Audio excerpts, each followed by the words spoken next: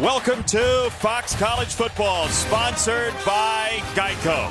Fort Worth, Texas, home of one of 3 unbeatens in college football now, because last week they were involved in one of the wildest plays you will ever see.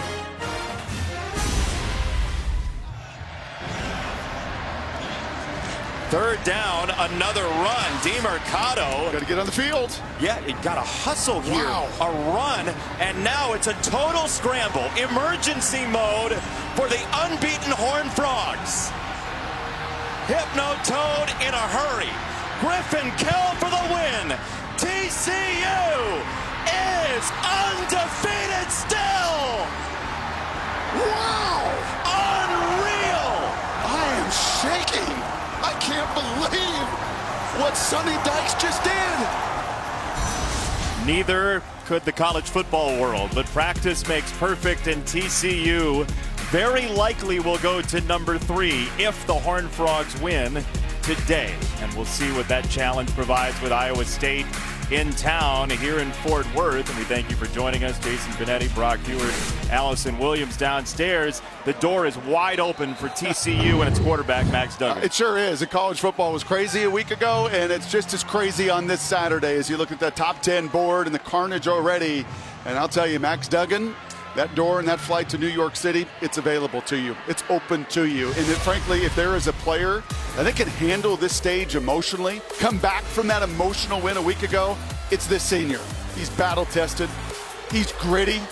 He's tough. And he has elevated his teammates to places none of them have been before. Now, the challenge, as you said, this Iowa State team, he's faced them 3 times, and he's yet to beat them. They are the best defense in the Big 12, Brock. They've only faced TCU 2 top 55 defenses. The other was Kansas State, and it's this crew right here. It is good on good. It's the best, most explosive offense in this conference and one in the country versus the best defense, no question about it, in the Big 12 and Matt Campbell's Cyclones. Max Duggan's ready to roll. Iowa State won the toss, and they will give the ball to the Horned Frogs.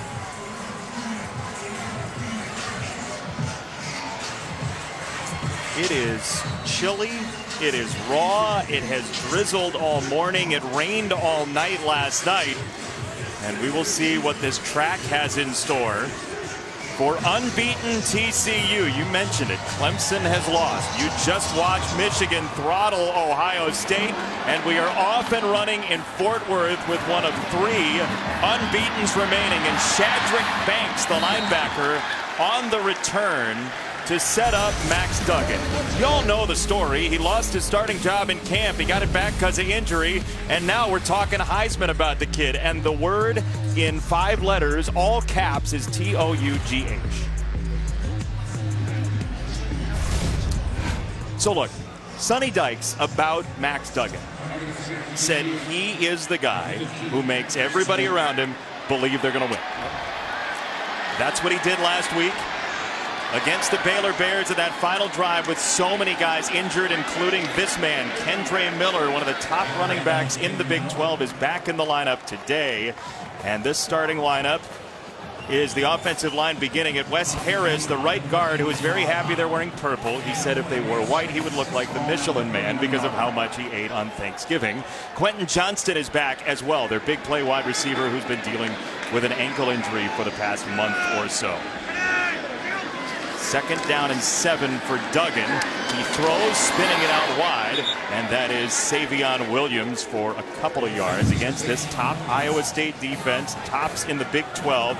Will McDonald IV tied for the all-time sack lead in Big 12 history.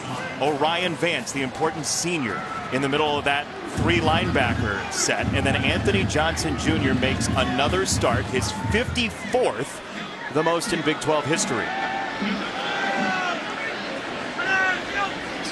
On 3rd down and 5, it's Duggan out of the backfield. 1st down for the freshman. Battle across midfield. Trent Battle.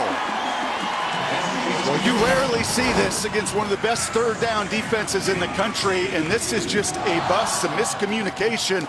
Excellent concept from Garrett Riley to run the shallow crosses across the field. And the freshman running back is, again, you just don't see Iowa State bust like that TCU advantage. Big conversion here on the opening drive. We have not seen Quentin Johnston to this point touch a ball or make his way onto the field. We expect to see him in something of a pitch count today, and it's a delayed draw, and it's Kendre Miller busting into the secondary for a TCU first down. And for more on those TCU injuries, here's Allison. Well, Jason, you mentioned Quentin Johnston hasn't seen the field quite yet, but he told me he does expect to play even though he's not 100%. He's been dealing with an ankle injury since the West Virginia game. He said it doesn't affect his straightaway speed, but it does become an issue when he looks to cut or push off it. So every week, it's been a balancing act between finding enough reps in practice, but also staying off it, trying to get it healthy. He's even wearing a boot a lot of times, so we'll see how it affects him today. Allison, thank you. We'll see if Duggan gets his pass off. He does to the outside, and once again, Kendre Miller, and you think they're happy to have him back? One of the most underrated skill players in this conference. Quentin gets a lot of attention. Xavier Hutchinson on the other side, a lot of attention. Certainly Bijan and Deuce Vaughn. But bang for the buck, value play this season. I don't think there's been a better runner than Kendre Miller and what he's done to lead to the explosive plays that often follow. 12 straight games with a rushing touchdown for Kendre Miller, and now this is Amari DiMercato on the run for a couple of yards, and part of his role is to help keep Kendre Miller fresh for the end of the year. That's a nice weapon to have as a veteran player, 6 touchdowns himself, so smart.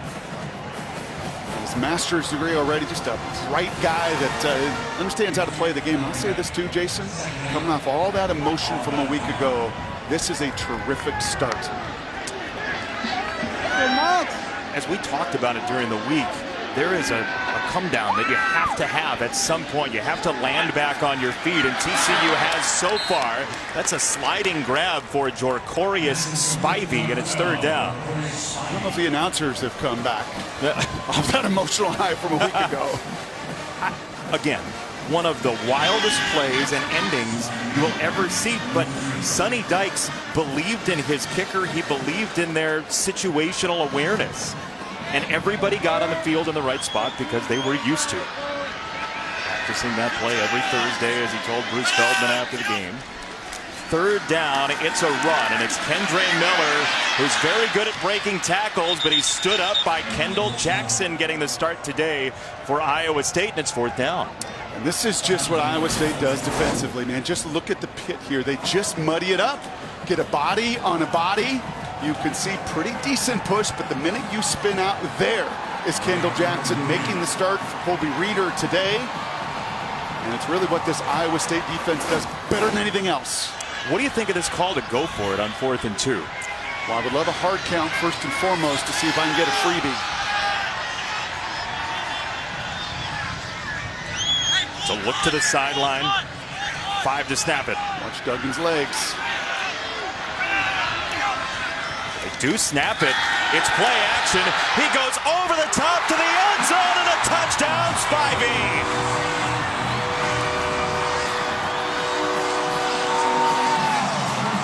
TCU has belief to the moon right now. What do I think of this call? I think it's about as good as it gets from Garrett Riley. Look at the big tight end, Spivey. He's going to come in and sell block. Block, block, block, right? Nope. Right behind you. And again, if you're a head coach, is Sonny Dykes an experienced guy? How do I make sure my team is tuned up? How do I make sure they're ready to go? How do I make sure they flushed last week and put it behind them and go attack? Be aggressive just like that. Sonny Dykes said to us the thing that scared him the most was simply the odds of this continuing, right? The good fortune they've had. Aggressive does the trick. We'll take it a break with our Progressive Insurance Game Flow.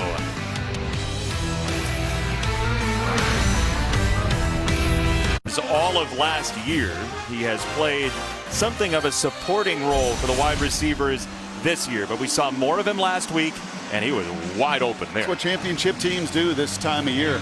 You just elevate. And those backups be getting all the work all season long, and when their number is called and their opportunity knocks, they take advantage.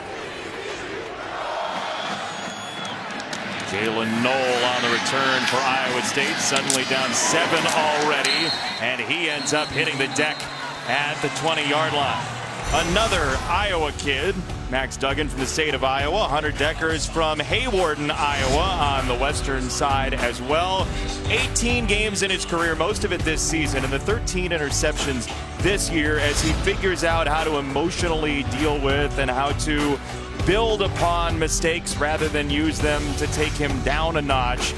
He is a very talented kid. He was the all-everything at his high school and a huge stage here. And too much has been on his shoulders, frankly, as a young quarterback. He runs and he is hit and dropped.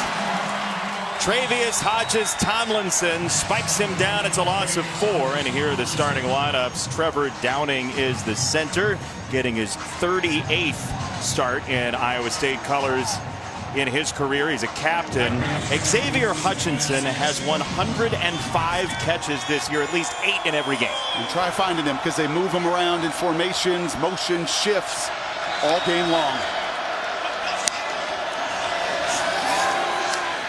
It's a throw for Deckers. He's got the tight end Easton Dean, who's out of bounds across the 25. And this TCU defense that had a great game against Texas 2 weeks ago, looking for a bounce back from a pretty big Baylor offensive effort. Dylan Horton, the former secondary player in high school, is a key. D. Winters, the captain at the linebacker spot, so agile with 6.5 sacks and a lot of safeties and corners on the field, including LaDainian's nephew, Travius Hodges Tomlinson.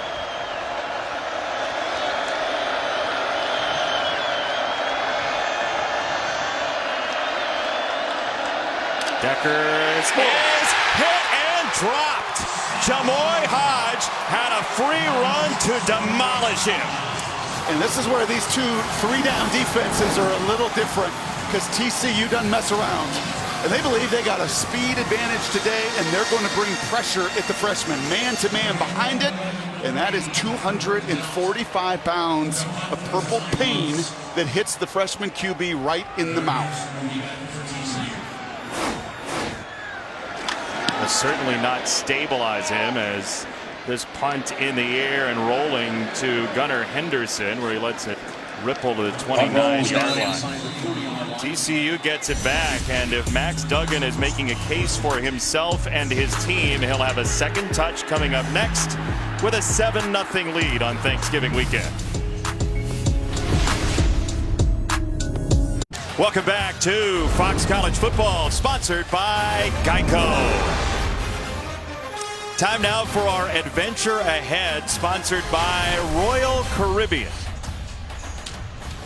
Well, you're seeing it right away. TCU is going to be aggressive. Huge call on 4th down. And for Iowa State, they've got to limit the explosive plays. Advantage TCU on the opener. Kendre Miller on the run. Anything more to say about being aggressive? If you'd like me to do the cheer I did last night in our meeting, I will not do that for the national television audience. Oh, wow. They deserve better. I thought for sure it was going to happen. But that was the word that Garrett Riley used quite a bit in our meeting. Continually. And it probably shouldn't have been a surprise for us to see them take a shot on 4th down. Duggan on the throw, far side, and Savion Williams. Will be 3rd down short coming up. There's a good look at Garrett Riley. Iowa State staff was fun talking to them. They're like, man, watching him on tape. He walks like Lincoln, he stands like Lincoln, and he's certainly been calling games like his big brother Lincoln Riley has this season, as those two have had incredible success. That's the one that got me, was that he stands like Lincoln. This is a run on 3rd down, and you see what kind of a weapon Kendre Miller can really be. Just a jagged cut right there. Yeah, and he plays off of this O-line. And of all the people that have been showered with praise and credit, starts with the head coach and quarterback, these big men have not gotten enough. Because likewise, Iowa State said, why is TCU doing this season? We've played these guys. We've seen a number of these starters, but they're bigger, they're faster, and they're stronger than they've ever been. 1st down, Kendre Miller trying to get to the outside, and man, can he break a tackle or 2 or 3. And off again, Miller. 57 of those coming into the game, as you can see him getting up just a little slower. And this is why Iowa State's #1 across the board. Well, not that. They've usually make those tackles. That is what they have done, but you do see the pursuit. You do see the effort. Gary Vaughn, sideline to sideline linebacker. This Kendre is going to find himself under the tent there. So Miller goes off as he did late last week. Duggan to throw. And a little bit too much for Gunnar Henderson, who had a big drive about halfway through that Baylor game with 2 catches, including a touchdown. Good coverage there by the youngster Freeler on the back end of that. Again, that's a little more of Darius Davis over the course of the year. So I think with both Davis and Johnston, it's going to be a little feeling out process. They're not going to get the amount of volume they've gotten over the course of the season as you see Freeler, the sophomore out of Colorado. A bunch of speed, stride for stride with Henderson. Saw him with 15 tackles against Clemson last year in the Cheez-It Bowl. Throw for Duggan. He's got it. And it's a first down and then some for the TCU Horned Frogs. It's Conwright on the catch. Well, remember the first third down went to the running back. Okay, similar concept. These are just crossing routes.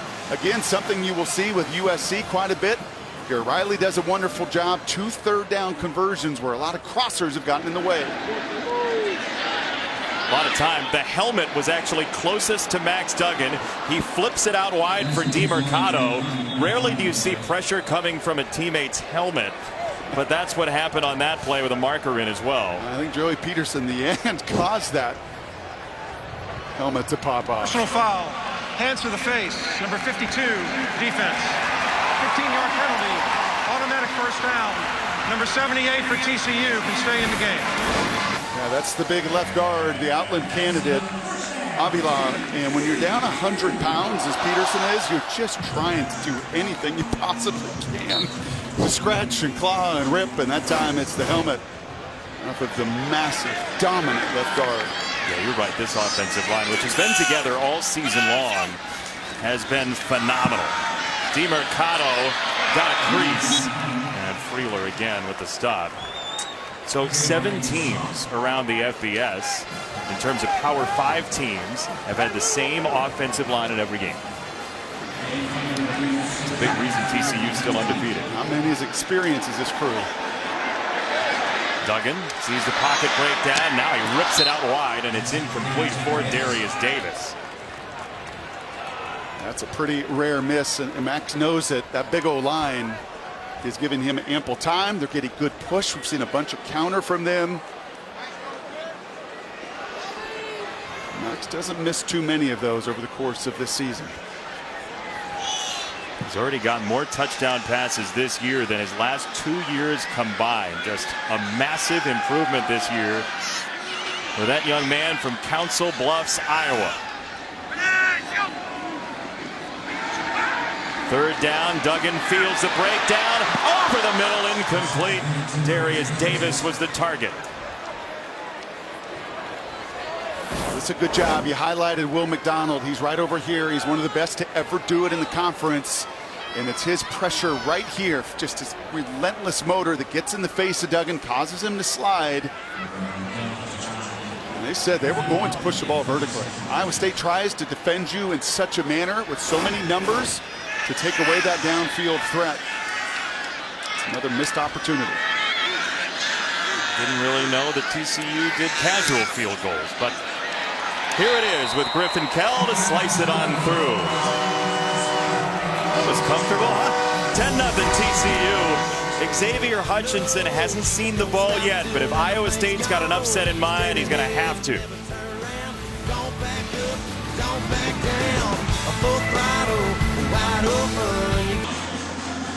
10-0 TCU with the lead over Matt Campbell's Iowa State Cyclones, who have 6 losses by 1 score this year. And we asked Matt Campbell this week, how many of these games, which one of these games did you really feel like you were going to win? And he said every one of them. Every time I felt like we had it, and it just didn't happen for us at the finish line. And part of it is they just don't have Breece Hall in the backfield. Either do the Jets, and I think both programs have felt that loss. 120th in the country in yards per rush without Breece Hall, and he is just, I mean, he just was the eraser. Saw Tom Manning down on the field before the game, and you can ask Zach Robinson and those Jets, Jets, what life has been without that guy. He's on his way to Rookie of the Year. And he just erases issues. He erases problems on the O-line. He makes quarterbacks' jobs easier, and there's no question Matt Campbell is missing him. There's a pitch, and it goes to Cartavius Norton, the freshman, who's in because of the injury a couple of weeks ago to Jirel Brock.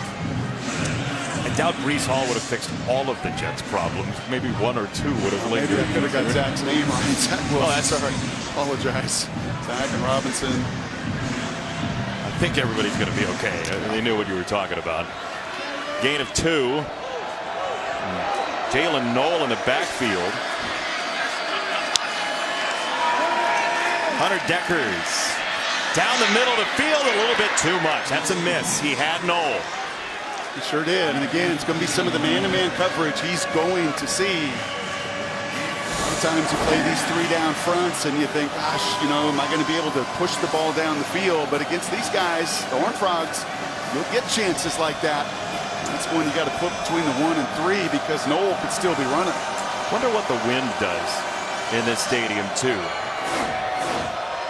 It has been a windy couple of days here in Fort Worth. That ball sailed on him a little bit.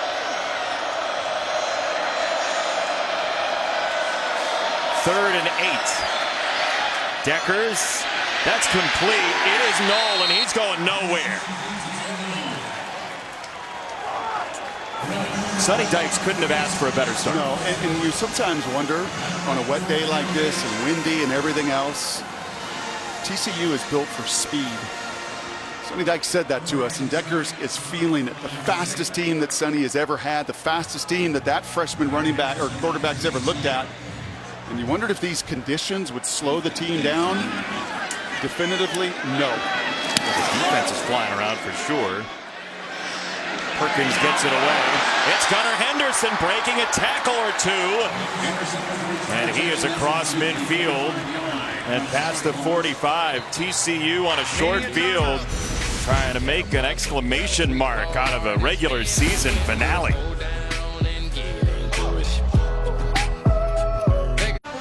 Max Duggan and his family, his father Jim, who coached him in high school, his mom Deb, his siblings Sam and Megan. So many seniors who never expected to go through a coaching change here at TCU with the couple decades-long tenure of Gary Patterson. The foundation was there, and the belief is as well now for this undefeated TCU team. And Kendre Miller gets about 2.5 yards out of absolutely nothing. This is a massive, massive drive for Iowa State defensively. They just do not have the offense, have not had it all year. Every game has been a grind and a one-score game because of this crew, and they cannot afford to go down 17. You got to rise up right here on a short field and make sure you get yourself off the field if you're Iowa State. Max Duggan just does not turn the ball over very much. Had his 3rd interception of the year last week. Now he snaps off a laser down the middle for his tight end, Jared Wiley. And he was down, so it is first down TCU. Early in the field is a catch, and the runner was down before losing possession. I mean, this looked like practice yesterday. There is nobody that can even breathe on Max Duggan because those 5 swallow the 3-man rush. And then it's which big body do I want to target? Is it Spivey? Is it Wiley? Is it Williams? You said the foundation was here. Gary Patterson built the foundation. So much talent. And Max Duggan and Sonny have run with it.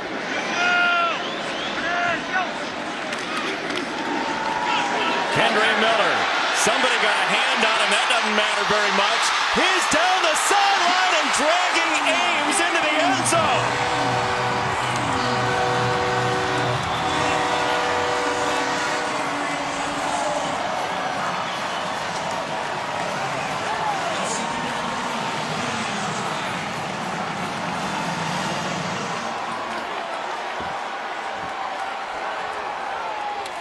You said up top of the show last week that Kendre Miller was one of the major keys to this team. They did it without him late last week, but they look different with him. They sure do. They're back to form in the first 8 or 9 weeks where I don't know how you defend this team.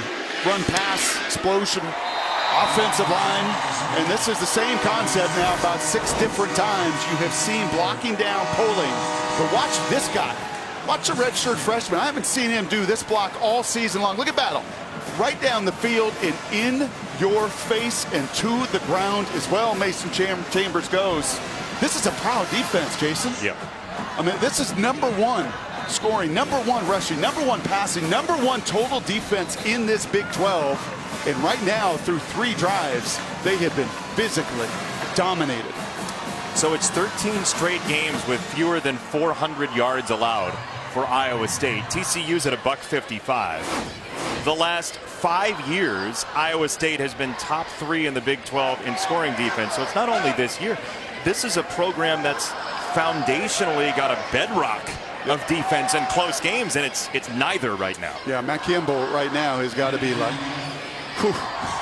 I knew my offense may struggle in here, but my defense travels and has traveled every season really since that first year, which is about the only season that looks anything close to the record he's sitting on right now. And that man's not expressing it, Sonny Dykes, but I guarantee you internally, he is saying to himself, once again, my team is showing why they are a college football playoff contender. Max Duggan, a big part of that reason. And downstairs to Allison.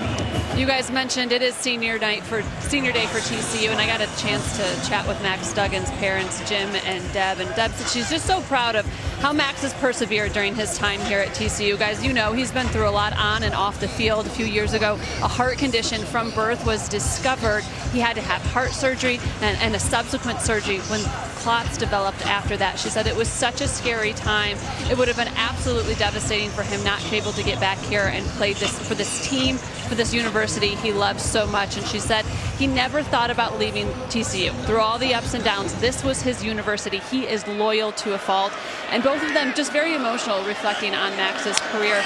Jim, his high school coach, his dad, he's a tough guy, but when I asked him what he's most proud of, maybe this pick for TCU will get them out of their seats as well. Intercepted by Bradford for a touchdown for the Horned Frogs.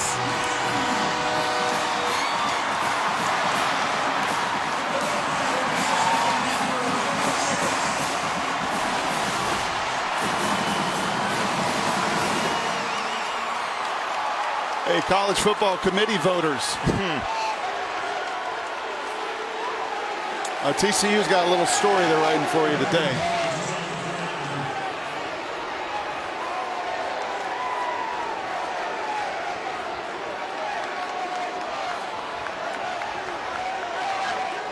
TCU will make you have a lot of heated conversations on your sideline with the way they have come back in games this year. Doesn't look like they're going to need a comeback today.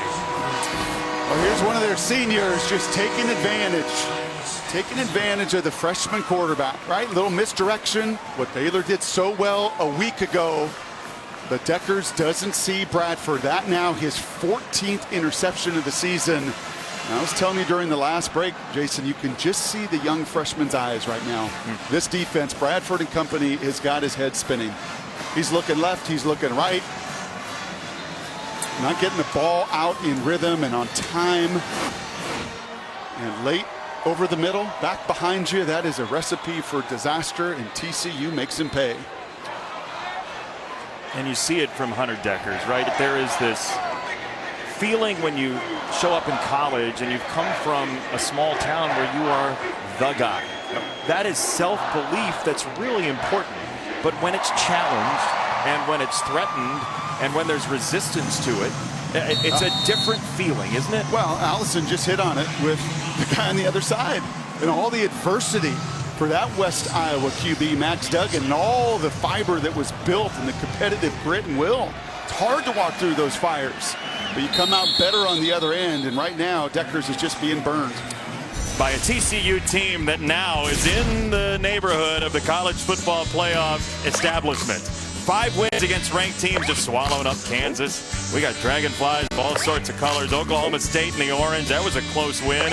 Kansas State from 18 down. The Texas Longhorns, very tasty, 17-10. And with Clemson losing and Tennessee losing and Alabama, the elephant getting kicked out of the establishment, TCU has just put its foot down and thrown everybody out of the way, and it's time to dance. Does that basically cover it? I feel like that's the entire season for TCU. Like you just did that at the speed of the field goal a week ago. Yeah, look, you have to learn, and you get better on a week-to-week basis. Hypno Benetti right there. Okay. Don't look directly into those eyes. 2nd and 5 for Iowa State, and now look, it's what are you made of for the Cyclones. That's right. And Sonny Dykes all the while. Look at him. He is just calm and cool and collected, and has so much belief in this personnel right now. Decker's quick throw. They finally do get it out wide for Hutchinson, and he is collapsed upon. He was hit by D. Winters high, and it's 3rd down. Anything laterally against this crew, they are speed, speed, speed. As you can see, Winters coming from his linebacker spot. Excellent on the perimeter. Again, turning that back in. So it can be hammer time from the inside out.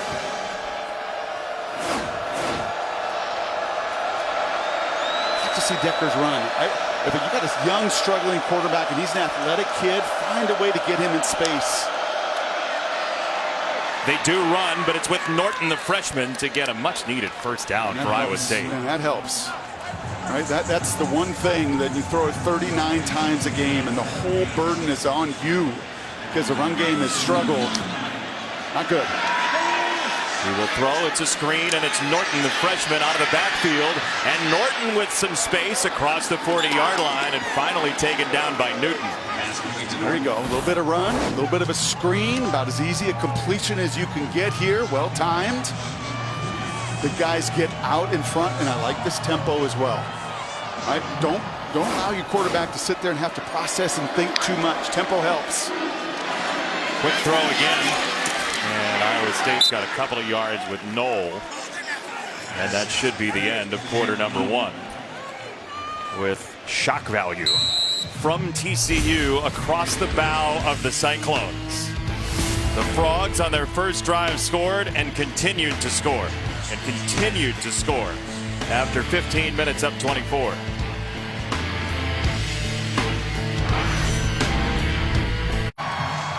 Welcome back to Fox College Football, sponsored by Geico. TCU, one of 3 unbeatens remaining, leading Iowa State by 24, and you just don't see that against this program. Not the way they're built. They're usually built to get the game to the 4th quarter. 1-score games galore. It's been an onslaught. TCU today. That reaction you hear is for the Hypnotoad on the scoreboard. Norton on the run. That's a big gash. And he sidesteps a tackle across the 20-yard line. So it's a 1st down. It took Kamara eventually 15 yards downfield. Yeah, this looked like the TCU offensive line. Just watch him wash this entire side down. The true freshman with a lot of green grass. Deckers pulls it down and runs. And he's hit at about the 11. Johnny Hodges, the Navy transfer, with the tackle. You got to do more of that. He's a big, physically talented kid. Everything, as you said earlier, football, basketball, baseball. Gatorade State Player of the Year. And for Hodges and Hodge and Winters and these linebackers, he's got to present that threat. He's got enough athleticism to do so. I was just going to say it changes the picture for what he sees when he wants to throw, I would imagine. Best drive of the day for Iowa State by far, and a 2nd down and 3 for Deckers to throw. Incomplete. He wanted Hutchinson. And Josh Newton on the coverage. These corners have been really good. How much fun was it talking to Newton yesterday? I mean, these two, by every metric and number, percentage against, Hodges, Tomlinson, and Newton just can't do it better than that. Both got hands on each other. Right? I know the youngster wants a penalty flag, but the minute Hutchinson puts his hands on Newton, it's free game. And those two corners have been phenomenal this season. Newton away from home really for the first time, transferring from Louisiana Monroe. On one to the bottom again. And a flag comes in, and that you just can't have if you're Iowa State.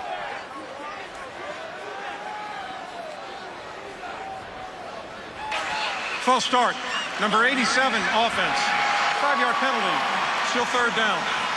Joe Gillespie, the defensive coordinator, has got to like that. He hired himself as defensive coordinator in high school at Stephenville when he was the head coach down there. And he's never had clay like this to mold. So much speed. A couple of those corners playing excellent ball. That front seven that is flying. Really fitting that 3-down scheme that he loves so well.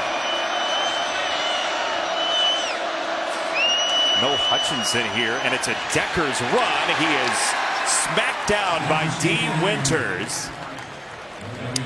Now what? Oh, you got to go.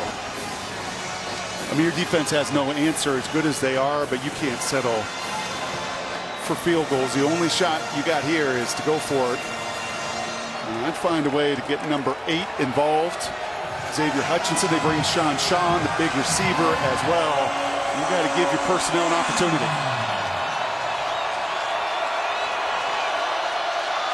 Hutchinson in the slot up top. That's where the eyes go. Deckers rolling out, still rolling and throwing for the end zone. It is a touchdown. What a grab in the end zone by the tight end, Deshaun Hanukkah.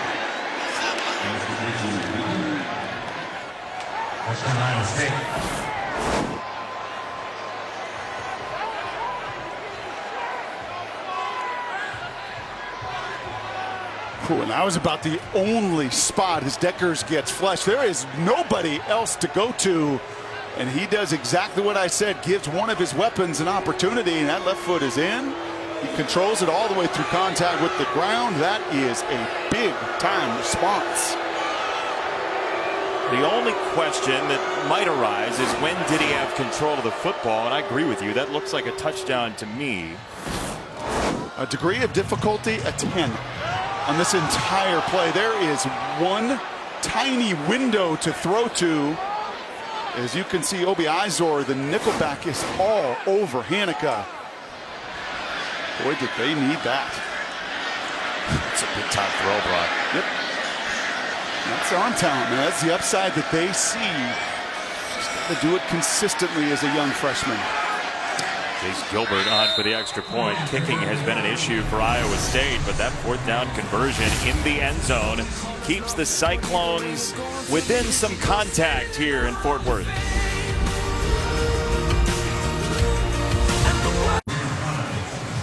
Iowa State, a very needed response, and you see Hunter Deckers talking to his backup quarterback, Ashton Cook. The touchdown for Hanukkah gets Iowa State 7 points that without it. Yeah, you're talking blowout. It's been a brutally difficult year offensively for the Cyclones. The worst on paper Matt Campbell's ever had, but that was excellent coaching. Screens, QB run, get the ball out, mix some tempo. Finally got TCU on their heels a little bit defensively. Amari DeMercado on the return for TCU, and there's a crease. DeMercado down the sideline. Little hesitation, and finally Blake Clark hemmed him into the sideline. Boy, this looks like some of the TCU run game in that opening quarter. Body on a body on a body, and just another explosive scene. That doesn't count in the explosive plays offensively.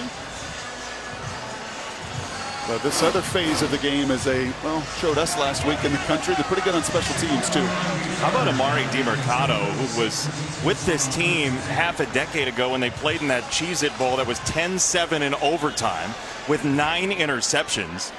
He's now part of a very high-powered, high-motor offense that looks nothing like we saw that day, as Duggan, who's hit 6 different receivers, nearly hit a Cyclone. Kendall Jackson was the closest. But it was the pressure right in his face when he has missed high on 2 different occasions today. You're going to see again this pressure just come right in his face. Trying to get outside the pocket. That time it is Peterson that gets just enough push. And you're right, Iowa State could have desperately used 2 hands on the ball there by the linebacker Jackson. This right here is going to be the 14th play for TCU already in Iowa State territory today. Duggan surveying. On the roll, Max Duggan turns it upfield as the crowd stands. He gets out of bounds, and it's 3rd down.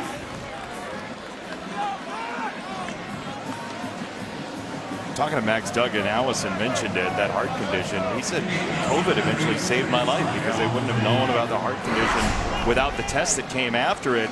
But he was so grateful to be back on the field, and there's kind of a full circle here because Iowa State was his first game after all that in 2020. The third down run, and we'll see if they do go for it on fourth down with the third down call there. Kendre Miller. That's the first time they have stopped that counter play where they block down, they pull the other side of the line. A better job. I think Orion Vance, 34.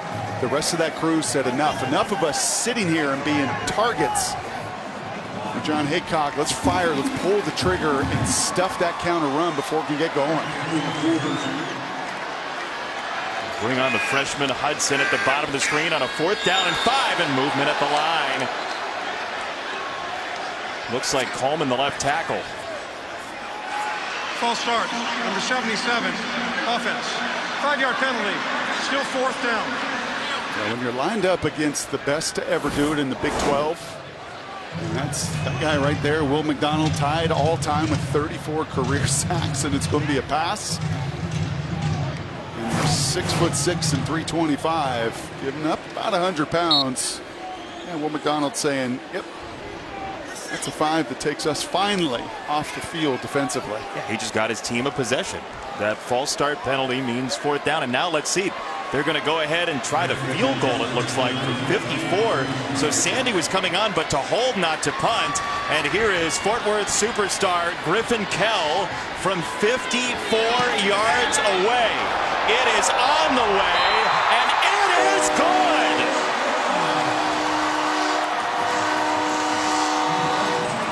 Griffin Kell can do no wrong. His parents both went to TCU. He grew up loving TCU, and now the whole campus loves him. Last time TCU beat Iowa State, Jonathan Song had the game winner. But Griffin Kell has become Mr. Horn Frog. And look, he told us, as we talked to him yesterday, he said somebody yelled bazooka. Like he just heard somebody yell it on that field goal to win last week, and he basically was the last guy to find out, and he just sort of strode onto the field like he was late to a party. Like, hey guys, where do I put the potato salad? Said I was a little late because I had to sift my way through traffic. But I'll say this: a lot of people in life will always say, "Hey, I want Morgan Freeman to narrate my life story." I think Griffin Kell is going to be all for Benetti. Okay. Jason Benetti is going to narrate my life story because it's been quite a ride the last 7 days. But how cool is it for Griffin Kell and a kicker to have moments like this? Because you just don't know, right? If you miss it, you hear all the other stuff. Yep. If you make it, suddenly you're the toast of the town. College football always delivers. It's incomplete. Hutchinson had it knocked away, and Hodges Tomlinson so confident on the corner. Again, in just the pie chart of complimentary praise and credit all across this roster, these two corners, Hodges Tomlinson and Newton, aren't going to get enough of it. But if you're going to be an elite defense, a championship caliber defense, ultimately play for the Big 12 title next week, you need shutdown guys on the perimeter, and that's what these two, Newton and Hodges Tomlinson, have become. Their opponent in that game will be decided later. Kansas State, Kansas. This is incomplete, and that's Hodges Tomlinson again, but a marker has come in, much to his dismay. There was early contact here. That's what you have to do against such an active, smaller corner. Put a big body tight end on him. Pass interference, number 1, defense. The ball will be placed at the spot of the foul. Automatic first down. Yeah, that's Hanukkah with the touchdown earlier, and you just see the hands all over him. The grab, the tug, it totally impedes his opportunity. But when you're 5'9", a $190, and you're facing a 6'6", 240-pound tight end, you've got to have contact, but you can't impede their chance to go get it. I would wager that flag doesn't come without the tug of the jersey. It's a run. It's Norton, the freshman. And he ends up getting to about the 43-yard line. That's good movement. And this Iowa State crew has averaged just 3 yards a carry this season, 120th in the country. It's been hard for any of them to get going. To quick throw again. It's juggled and it's dropped by Hutchinson. He doesn't do that a whole lot on one of those quick screens, and it's third down. You see, look, the defense has been outstanding. The offense has not. You know, if they had just simply averaged their scoring average, 20.7, 21 points a game, they'd be 8-3. They'd be 8-3 this season. That's how good that defense has been and how much of a struggle it has been to score consistently. It's not lost on Sonny Dykes how easily TCU could be Iowa State and Iowa State could be TCU. But when you win them all, you're in the playoff conversation, and they should be. Decker's on the roll. He throws across his body, and this one's on target for Knoll on a first down. That is danger, danger, danger. Sprint out. Think you're going to get man. They don't. TCU plays some zone coverage. And after you've thrown an interception back across your body for a pick six, you know what's easy to do? Throw it in the third row. You know what's hard to do? Flush that play. But when you're a baseball player, you have some of that mentality, and that background helps, because that's a big third down conversion. Football, baseball, basketball for Deckers in high school, a standout in all of them. He turns to fire this time, and he's got Hanukkah again about a yard short of the line to gain. He's got a quick release, doesn't he? He does. 270-some three-pointers, a school record, 93-mile-an-hour fastball, and he just flicks it. They are going to give Hanukkah the first down there, so they advanced it about a yard on a second look. It's a huge drive for Iowa State if they're going to hang around here. The Cyclones do get the ball after halftime. This is a run. It is Sanders, and that's not going anywhere. I thought for a moment that was going to turn into the Brock Purdy handoff the wrong direction from Monday Night Football, and good to see Brock getting in for the 49ers, but it's 2nd and 11. Now, Dylan Horton, the captain right there. And if there's TCU Horned Frogs that have transformed themselves, you put that list together, and I know we'll get to that over the course of the show, he's the headliner. He has added so much strength and power. A former receiver and safety out of high school, now a difference-making D-end. 2nd and 11. Deckers loads up. He throws, and Hodges Tomlinson had the coverage on Dimitri Stanley, the Colorado transfer. The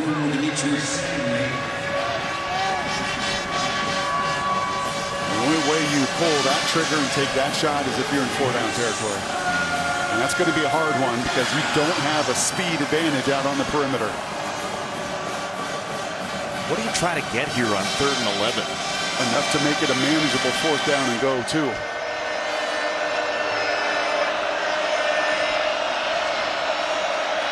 Hutchinson at the bottom. Closest to the line in the trips. Deckers, double clutch, batted away. That's the other corner, Josh Newton. The coolest story that he shared with us yesterday. Brock, he turned to us, he said, you want to hear a story? He said, 6th grade, my coach put somebody who's a little bit a weaker link in my lifting group. And he said, you know what? If you guys aren't good enough, you got to make him better.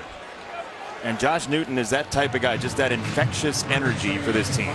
Yeah, Sonny Dykes has said this year he's never coached a player quite like him. Absolutely zero entitlement, and has done nothing but work as a Louisiana Monroe transfer. So they don't get any yardage, and that forces the punt, which goes rolling out of bounds, and a good one for Tyler Perkins, the freshman from the state of Ohio. TCU gets it back. They don't really turn down for anybody, this Horned Frog team. Unbeaten, up 20. A heck of a look in the studio. A lot going on in college football that the folks will update you on for the State Farm halftime show. TCU, a little hesitation. Miller then just slams on the Jets and cuts inside. 2nd down. Allison, what are you hearing downstairs? Well, Iowa State defensive coordinator John Haycock told us this week that they have to be great tacklers. Kendry Miller is so good getting those yards after contact, so that was a big point of emphasis, and it continues to be here throughout this game, telling the linebackers you have to take that extra step with Miller, wrap him up, and get your whole body on him. 220 pounds, yet another grown man. Allison, you're absolutely right. Got to bring the force. Duggan hit and dropped.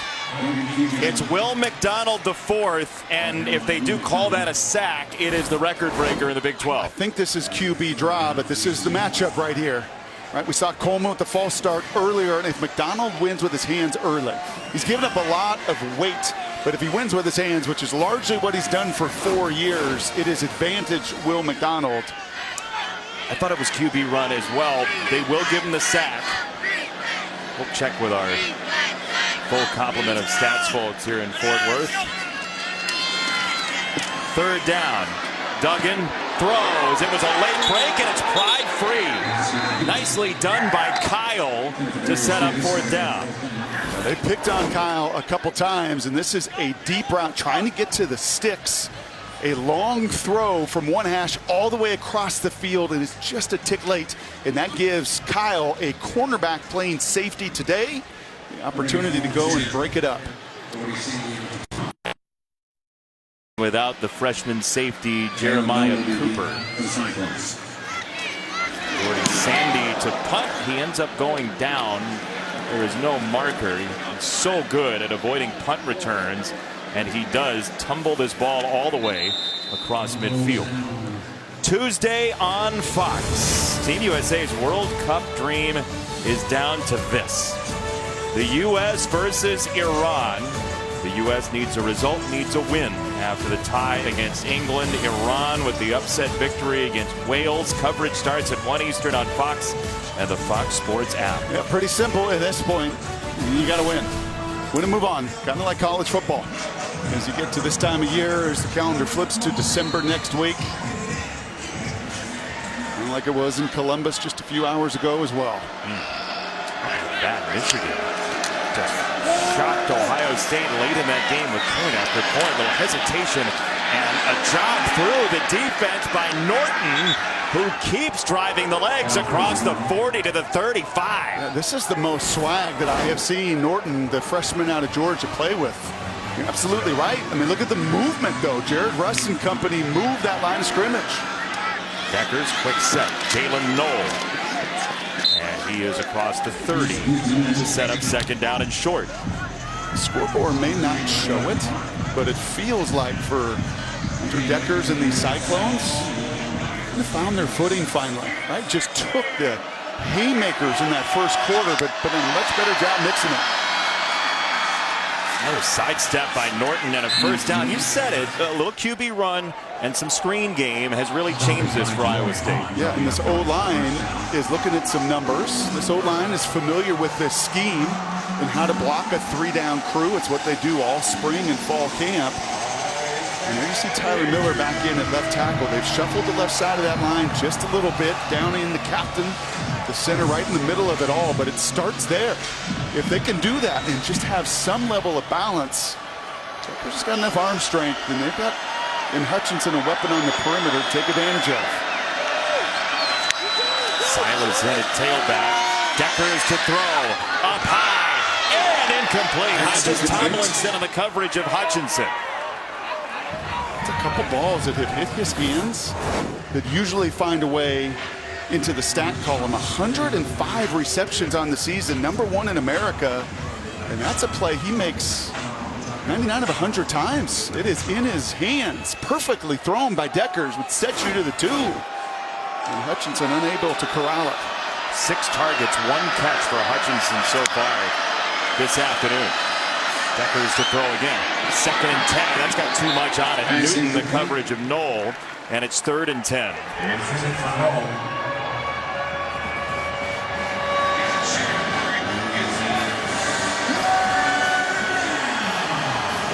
Do Joe Gillespie? You're going to bring a little pressure? You're going to play a little zone? Have some eyes on this freshman quarterback. That is quite the look. Weird Al. Top-notch super fan. 3rd and 10.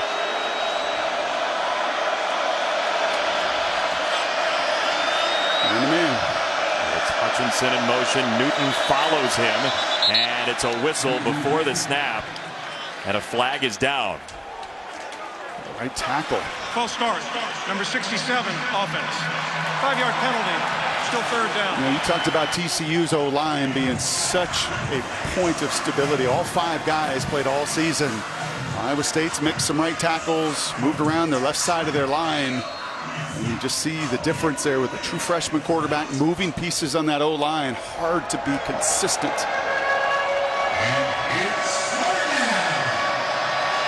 Excuse me, a redshirt sophomore quarterback. But a young'un making his first complete season of starts.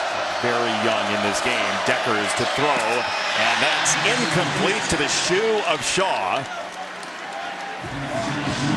And it's 4th down. Now, I mean, you don't really have great choices on the menu.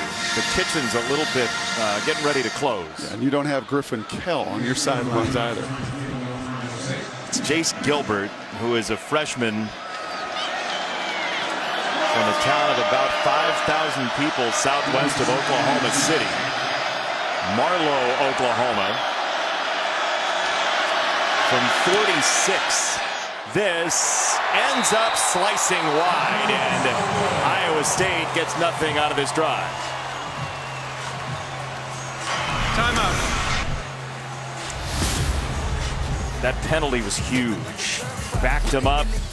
No dice on the kick. And Iowa State trounced TCU last year. It was the 24th straight game Breece Hall had a rushing touchdown. And Iowa State put up a huge number, but the revenge tour continues for Super Frog and TCU. Yeah, and a veteran team that has caught the power of belief. We've now seen them for the 3rd time this season. Doesn't really matter what the style of game is. They've come back so many times. And right now, they are well ahead. Amari DiMercato was met by Gary Vaughn. And you said it off the top. Max Duggan is 0 for 3 against Iowa State in his career. He has not beaten the home school in the Big 12. He's from Iowa, but he's just so much more decisive this year. Well, you see the difference in 2 quarterbacks and what 4 years of experience and going through some tough circumstances has built. Draw DiMercato. Got about 5. Orion Vance there with Freeler, 3rd and very short, and that's something Iowa State didn't experience as their drive bogged down. Pretty good mix of run today for Duggan. So much of it over the 3 years was on his shoulders, and you felt that in his play at times frantic. Garrett Riley calming things down on that sideline. Sonny said you won't find a calmer play caller in all of college football, even in huge moments in 4th quarters. Garrett's heartbeat doesn't change, and that's impacted Max Duggan in a positive way.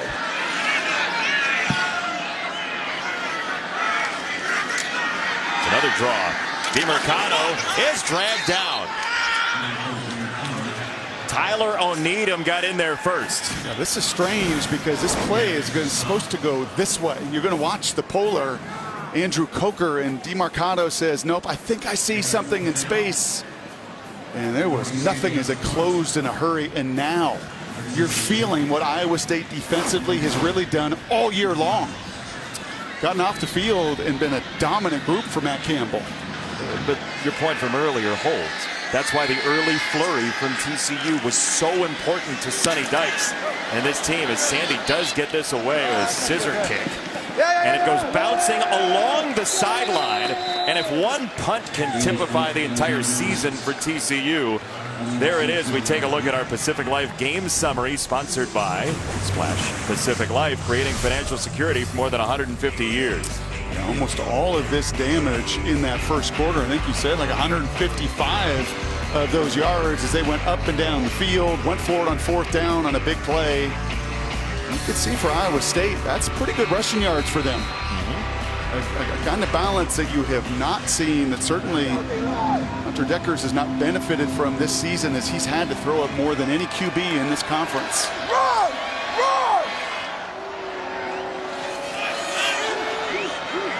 It is Deckers on the run, and Deckers gets dropped. Bud Clark went for the shoe top and sliced him down. Wow, and he went right through Jared Russ to make this happen. You're going to see Russ come across right there in the open field, and that is just a juke. And you better be right. If you lose leverage like that, Clark's job is to keep everything inside, but Yeah, he rips and claws at the spandex there of Deckers. He made and pulled the trigger. And tackle for loss. Winters was coming. It's a throw to Knoll, and it's third down and short. To you that Winters is coming, but it's definitely getting colder along college football lines. Deckers on a third and short here. For Iowa State, just think points. You'll get the ball to begin the second half here. Just manage the game. Find a way right now to possess it in this third down. A huge part of it. Hutchinson in the slot up top. He delayed his route. It's a throw for Knoll and a first down. Hodges Tomlinson takes him to the ground. Yeah, this has got to be a bust because there is nobody here. Yes, Hutchinson attracts a little bit of attention, but on 3rd and 3, that is way too easy. Deckers just throws it right to the ground. Now the question is, was there actually an eligible receiver in the area? We saw one of those in the Michigan-Ohio State game. Second down. They're going to say Norton was close enough. You see it with Iowa State, don't you? You just see a couple great plays, and then they just give them away. Right? Too many giveaways, false starts or throwaways, or in that case, a first down screen that does nothing. And it is just hard with young inexperience to climb up. This is their 14th run compared to 22 passes as well. That's hard as you see Silas go down. It's long again. And against quality opponents, which you see week in and week out in this Big 12. Sometimes hard for young players who've had so much success over their careers in high school like Hunter did. I'll make up for it. I'll make up for it. No, not against the league competition. Hard to do 3rd and 10. It truly is the opposite of what Max Duggan has done this year. The belief in everybody else to make a play. 3rd and 10 for Deckers. TCU gets home. Deckers breaks away. There's a marker down. This is complete for Norton, but it's likely coming back.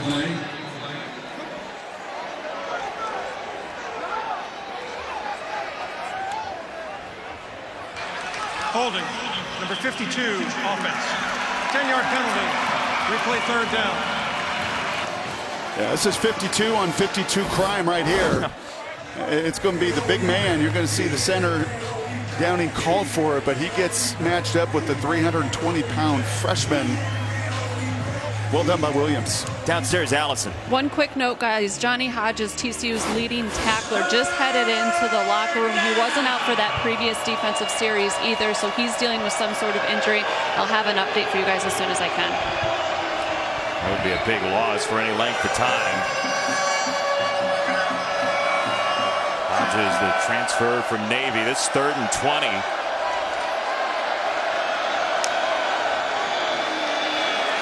Third and long has not gone well today for TCU, and Norton is crushed by Uguag.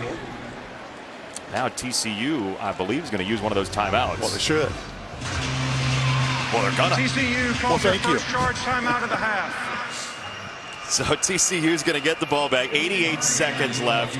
Iowa State gets the ball at a halftime. Big drive coming up. We're back in 30 seconds.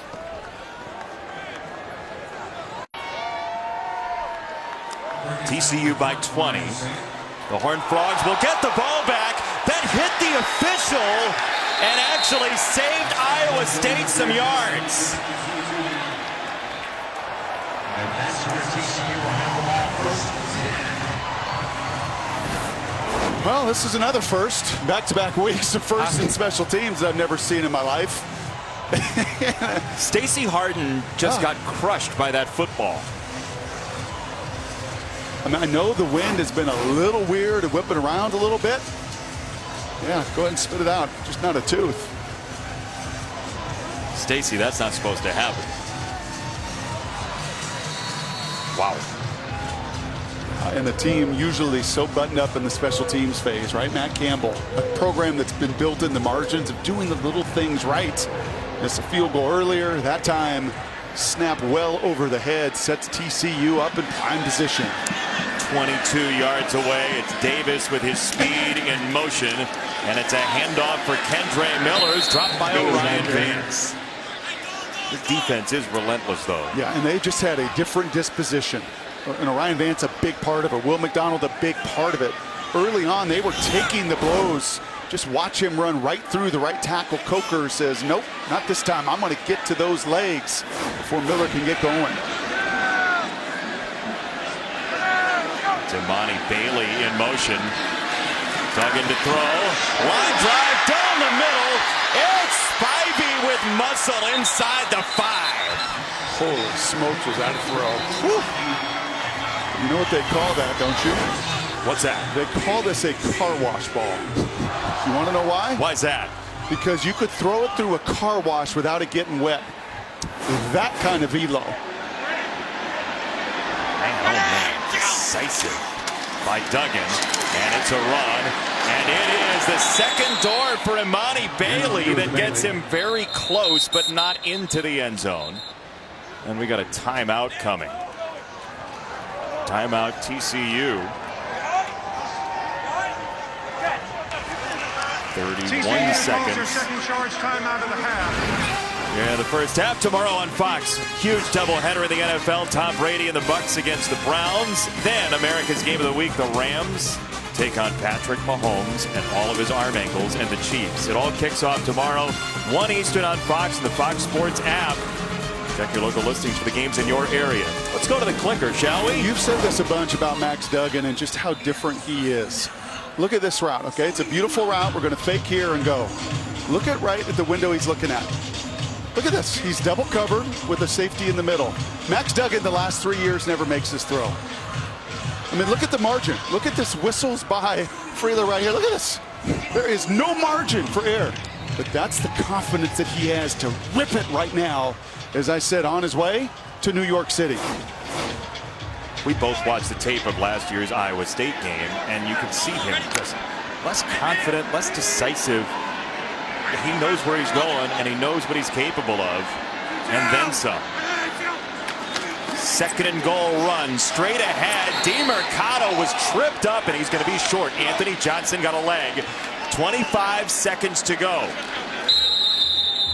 And TCU's going to call a timeout, but you kind of wanted to see how they're going to play the final couple seconds of a first half.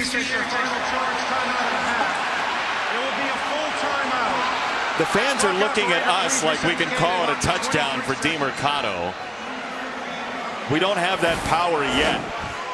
This is just an awesome job by the guy that Matt Campbell said. No, I think where's that purple begin? Well, and it's the red line there. The ball just has to get a... Ooh. I don't know. That's a colorblind guy's nightmare. Is that the runner was short of the goal line. The previous play is under further review. That's very close. Now, the hand being down is not enough, right? You got to have the elbow down. Mike Pereira is with us. Mike, what do you see here? Put you down, the legs are up, and boy, does the front part of the ball, that's all that it takes. Does that break the plane for a touchdown? Certainly looks to us here that it well might be. You got enough to overturn, Mike? You know, I say if I was under the hood and looking at this in the instant replay booth, I would. I mean, I think it is one, although the shot's not directly down the line, and that may be the only thing they may bank on, to me, it does look like the tip of the ball breaks the plane.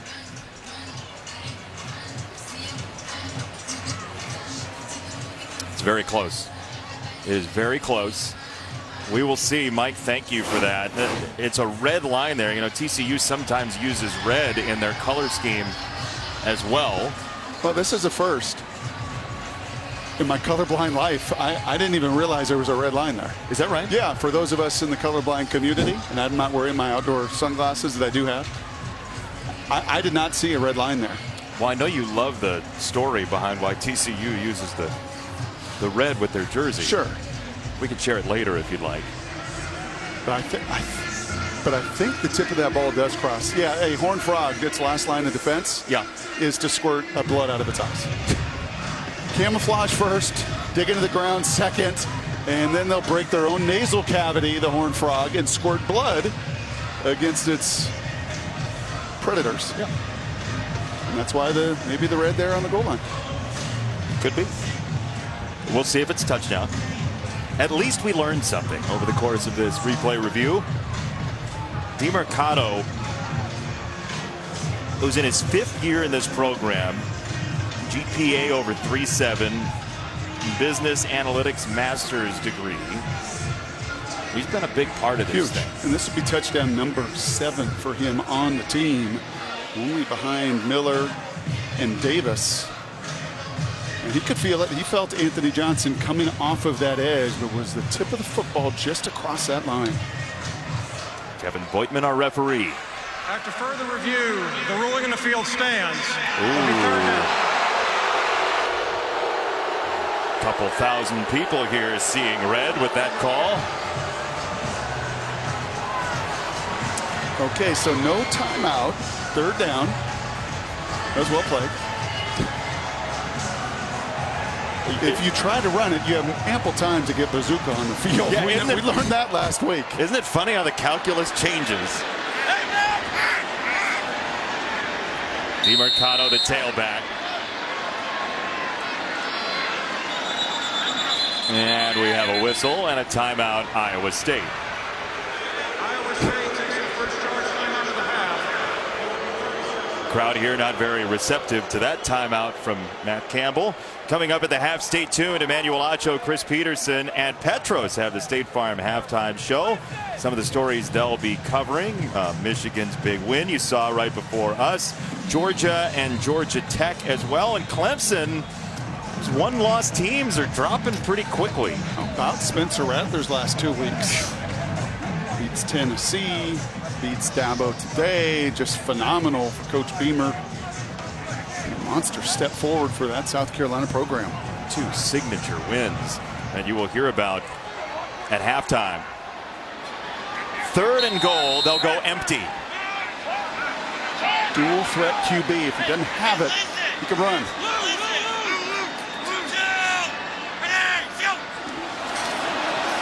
Duggan throws. It's low and it's incomplete. Kyle with the coverage. The crowd wants a marker. Just inside, little slant route by Davis. Kind of goofy all the way around. Davis almost looks like his foot gets caught. Contact behind him. Kyle's all over him. Crowd wanted a little flinch. Before the snap. Is this a go for it, right? Yes. Max Duggan is looking around like he's missing somebody. DeMarcado. Yeah, that's who it is. You have the backup quarterback, Sam Jackson, on the field as well. He goes in motion. Iowa State has a guy coming onto the field. And let's see. This play did not count. This play can be a lot of things, but it's definitely not a touchdown. Iowa State calls their second charge timeout of the half. And there's the 30 answer. seconds. Let me find out, Coach.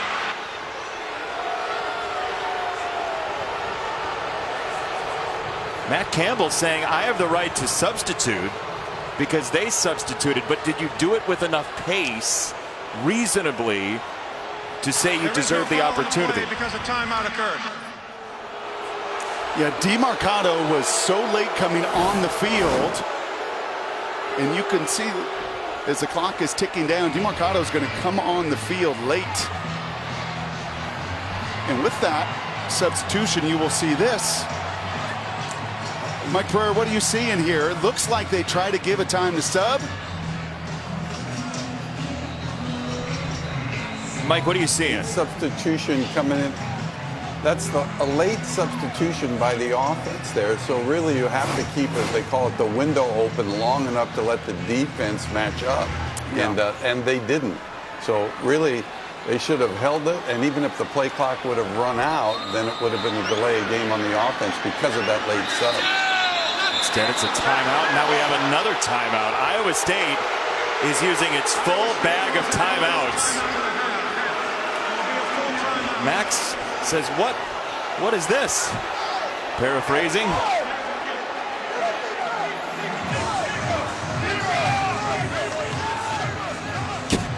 can you build enough frustration in this TCU offense that maybe just by inertia they'll kick a field goal? Well, each one of those timeouts serves a purpose. And that one was, okay, what are they going to come out in? What kind of look and personnel are they going to give us now? Does Matt Campbell and John Haycock force Garrett Riley to do something a little different on his side after he's shown his cards? As strong and tough as Max Duggan is, you know what I'd like? I'd like him under center in a little QB sneak and maybe a little push from his buddies behind him. They've got Carter Ware in as the fullback and Kendre Miller. So they've gone with 3 separate looks on these 3 plays. On 4th and goal, it's Miller on the run, bouncing it outside for the touchdown.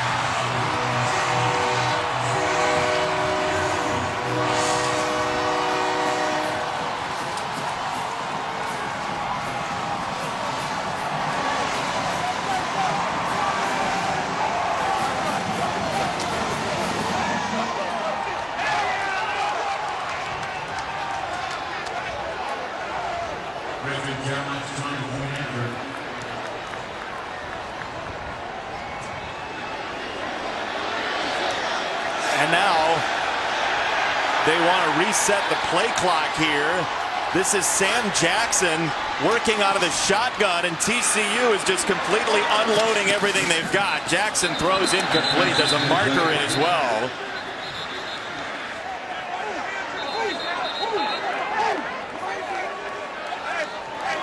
And now the officials come running in, a little frustration bubbling over. Is this Funky Town? I think we are in Funky Town. That is right.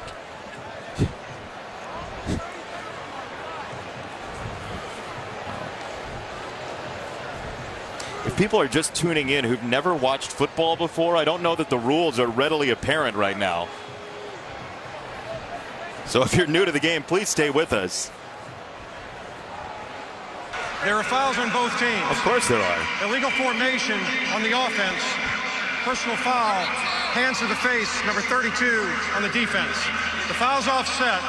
We'll replay the try. But it won't be the same as the last one. What a wild ride this has been the last couple of minutes, huh? Yeah. And there went Garrett Riley changing the play. He was going to be in the shotgun with Max Duggan. Says, nope. You want to call timeouts? You want to change and ante up the pot? I'll go to my heavy package and an awfully large touchdown before intermission.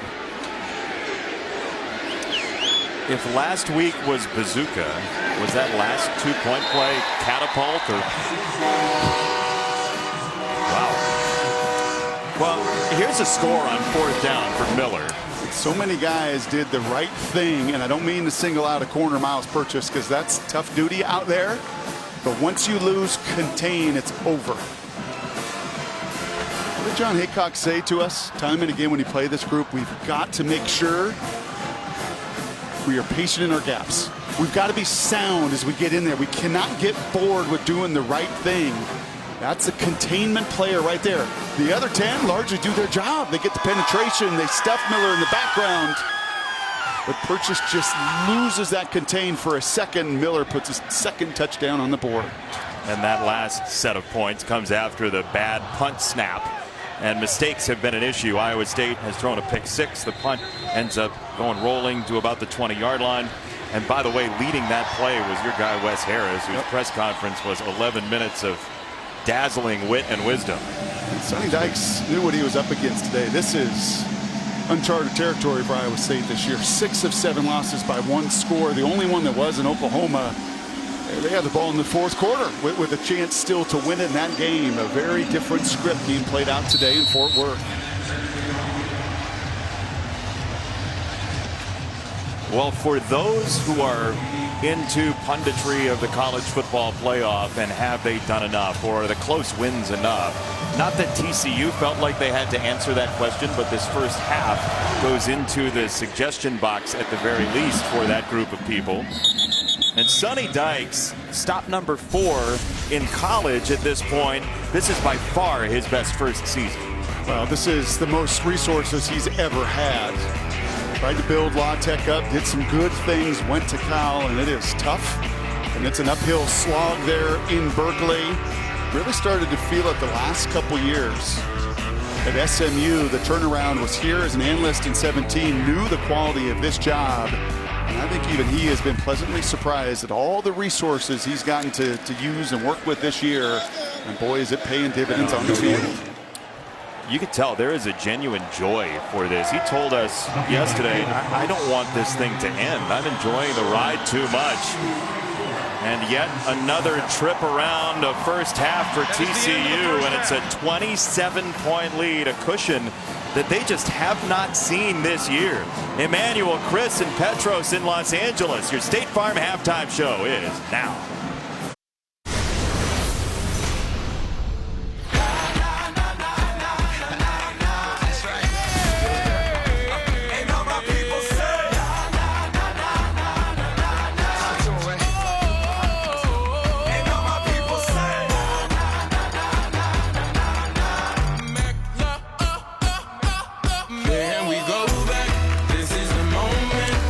Welcome back to Fox College Football, sponsored by Geico.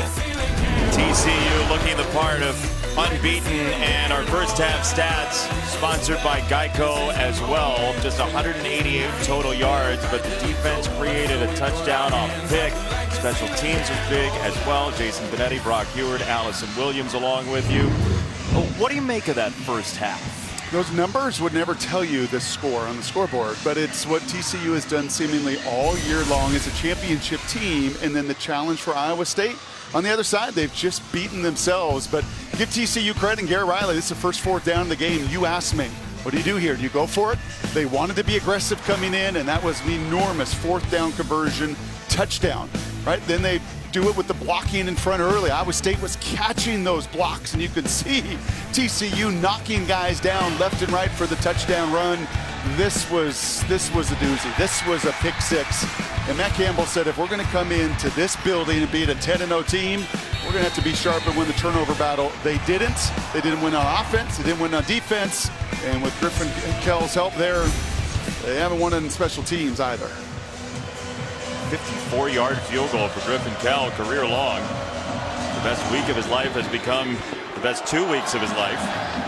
And Iowa State gets the ball with Jalen Knoll. He's across the 25 in good field position for the Cyclones, Allison Williams. I asked Iowa State head coach Matt Campbell what he tried to emphasize to his team at the half, and he said everything. Everything's got to be better. It's about detail for us. It's about capitalizing on opportunities. He said we've had opportunities throughout this game, and as has been the case throughout this season, we haven't been able to deliver. He said it's killed us all year. It killed us in the first half here against a really great team. So we're going to find out a little bit more about who we are here in the second half. Couple injury notes for TCU. You guys, Johnny Hodges, you'll see still not on the field. He is out for the game with a hamstring injury. Also, Quentin Johnson unlikely to see the field in this game unless they absolutely needed him. Yeah, 34-7. Thought that might be the case. This one does find its way to Hutchinson. So we'll see Shadrack Banks playing in the linebacker spot with the injury to Hodges. And you got to see the country's best receiver get going. A couple balls that hit his hands early in that first half that he didn't come down with. Not like him. Deckers incomplete. He wanted Stanley on the sideline. So 3rd and 1. Look, Matt Campbell in his 7th year, he's 5 games over 500. He's a great motivator. He's part of 5 title teams at Mount Union, but this season has just not been in big spots what he wanted at all. It's the details, man. It's the nitty-gritty details. It's what they have majored in their success, in their upsets on the road. And all the details going to the guys in purple today. Deckers on the run, and he does lean into a first down to the 45. And some of this is growing pains, Jason. I mean, so much experience left the building and got drafted. Looks like Deckers took a hard shot and remains down.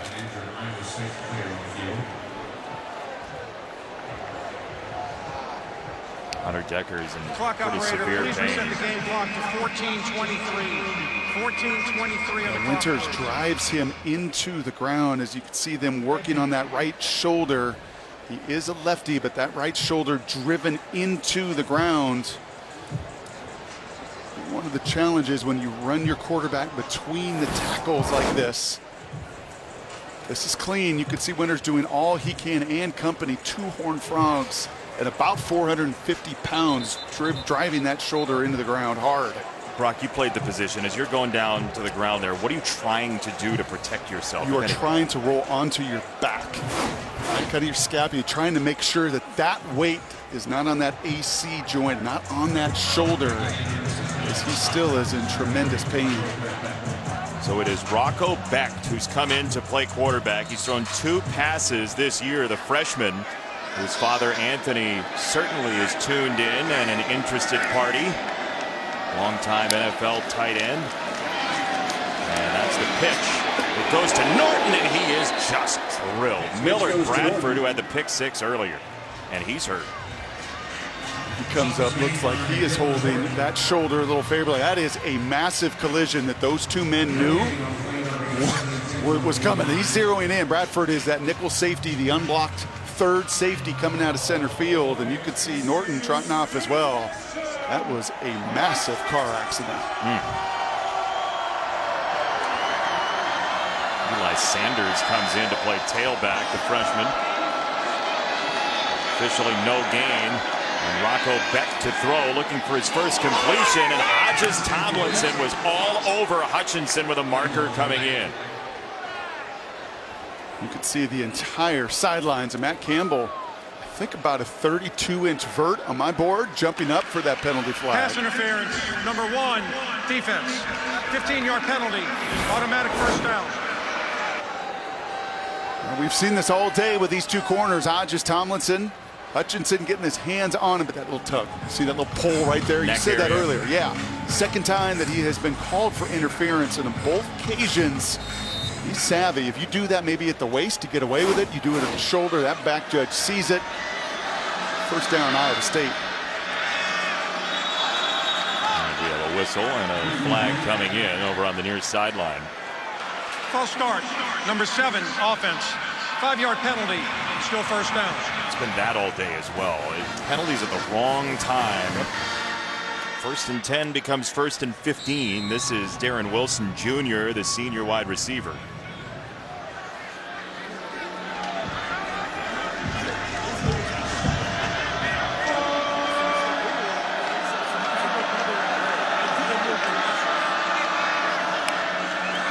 It's a wild snap.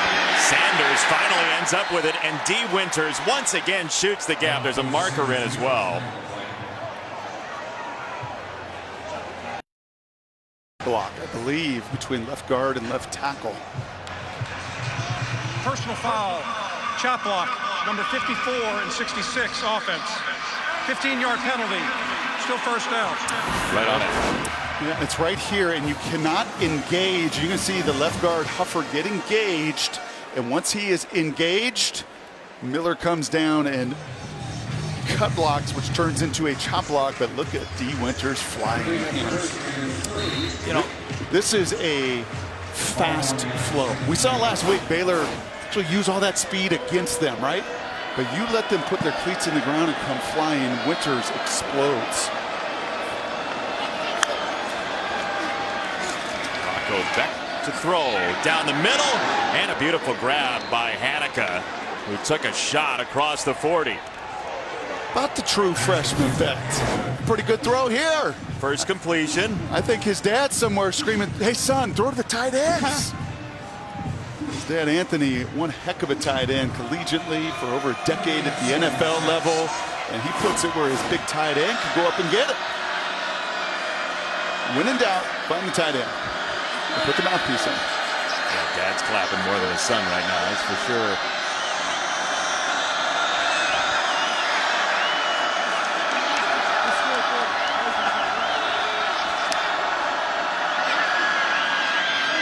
On the ground, Eli Sanders does have the first down. It's Winters and Haas. You know, you're talking about this defense, Brock. Matt Campbell and his staff said to us, the first thing that stands out is how much bigger and more physical they are on tape. And he's right at the epicenter of it. Horton and Winters Defensive line, linebackers, same guys. Many of them they have played for years. They just look different. And I said, you can notice that on tape, on game. Oh yeah, bigger, stronger, faster, and freed up in this system to also just read and react. Sanders running high, breaks a tackle, and gets free. Sanders down to the 10. This is a heck of a run. We have seen 3 different Cyclones running backs. They have played 4 over the course of the season. And that was a little Kendre Miller-esque running through a couple times. Pounded the ground with his hand. He was frustrated. This ball ends up on the ground, and then Sanders picks it up. Well, that's the second time Trevor Downing, the center there, is just putting his true freshman in a very rough spot. As you see Deckers running to the locker room. That is his right shoulder, his non-throwing shoulder, but that's 2 snaps. Downing has just sailed. It's wide right, and when you have a freshman behind you with his first significant snaps and you're the C on your chest, the captain, Trevor's got to do a better job of making the snaps something that the QB doesn't have to think about. That a little bit short. What does that first real action feel like processing-wise for a quarterback? You just have to slow things down. And it's funny, I brought up the mouthpiece, right? Because when you're a veteran player, right, you got your mechanism and you know what you're doing, and you put your mouthpiece in, you're ready to go. When you're a freshman, everything is flying, man. It is flying around you. This defense flies around so fast. So you're just trying to slow down and, more than anything, do your own job well. His job is a 3rd and goal from the 17. Back to throw. He wants the end zone, and it is incomplete. 2 guys around Hutchinson. Just Tomlinson wanted pass interference on the Iowa State receiver. They put these guys in one-on-ones, don't they? I mean, there is a little bit of safety help over the top, but number 1 has been the number 1 guy. They target an awful lot. A couple pass interference penalties, but he is scrappy. He is tough. And he's going to be a 3-time all-conference Big 12 player when it's said and done. That's one of those plays that shows how important the grab is, because he kept his hands steady there and they were in phase. So incomplete, no interference. Ball's being properly spotted. It's 4th down. Now the true freshman kicker has to respond here. Jace Gilbert, who's 12 for 19 on field goals this year.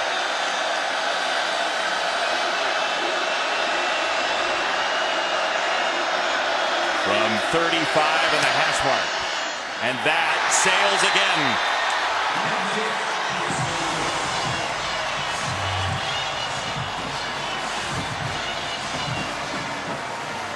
Some days this game will just torment you. No good. TCU in a big way.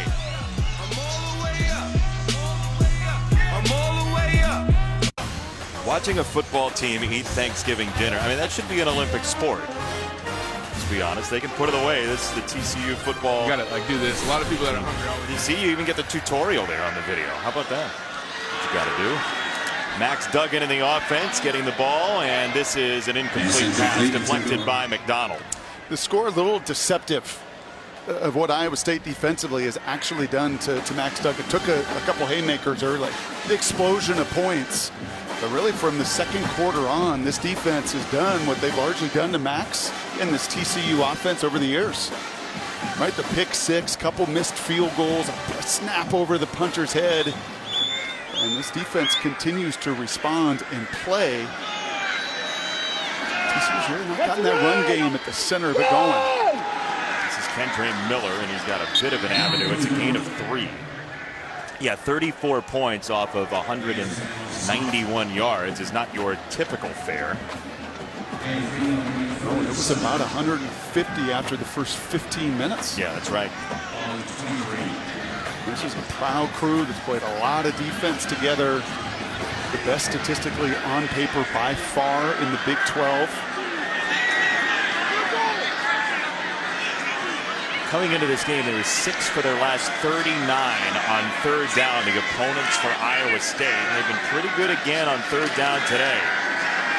Duggan felt McDonald.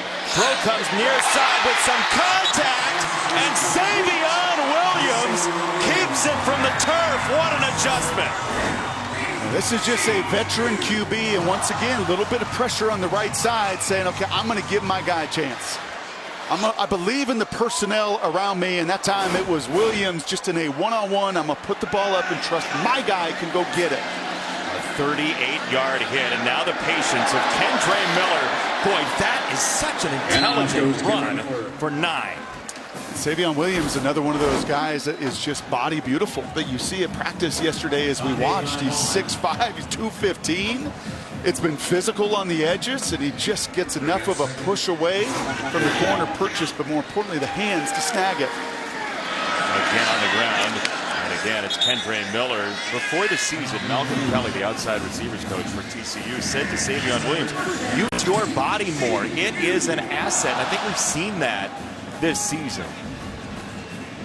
That's what his buddy on the other side, Quentin Johnson, has done so well. I mean, you watch tape, Quentin 6'4", he's 215. There's Savion 6'5", 215. Spivey, we saw earlier, 6'5", 245. Tremendous length at the tight end and receiver position. With Miller in motion, Duggan goes right down the center of the field and threads it through for Darius Davis. It's amazing what a little run game and a big third down conversion can do right here, right? A number of times, just that pocket. This is what it looked like in the first quarter when big play after big play came, as Duggan could just sit back there versus a 3-man rush and fire shots like that. See there how hard it is to be a DB. Kyle had the hand right around the area, and Duggan just snuck it on through.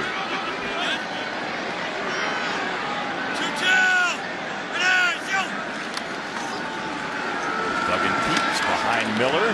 He didn't give him much of a block. TJ Tampa was there. I'm going to be real careful running number 15 now. I don't know that careful is in his vocabulary. Well, I would be. You can be. You don't call QB run. That was a design QB run. I'm not doing that anymore. Not up 27 in a Big 12 title, in a playoff in the horizon. If I'm Garrett Riley, who's part of the plan coming into the game, to kind of get +1 in the run game versus this front. But there's enough other avenues, as you saw the other QB get hit and get knocked out. Do not need to see 15 take any unnecessary contact.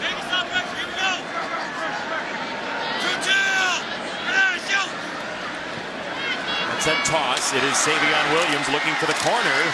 He skates by one and then finally gets dropped. Bo Freeler among others with there. It's third down. We've seen TCU already be hyper aggressive. 2 touchdowns via the 4th down for Sonny Dykes. And it may very well be, hey, Garrett, the way our defense is playing, a young true freshman now in the game on the other side. We got 2 downs to get these 6 yards. It's going to be 4-down territory. Especially because, whether you like it or not, the amount of points you do put up and the way you look, it's a holistic approach by the College Football Playoff Committee.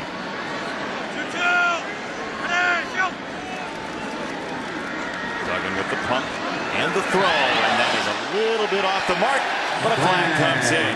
Freeler on the coverage. It came from behind. And that is, again, impeding the receiver's chance to go get it.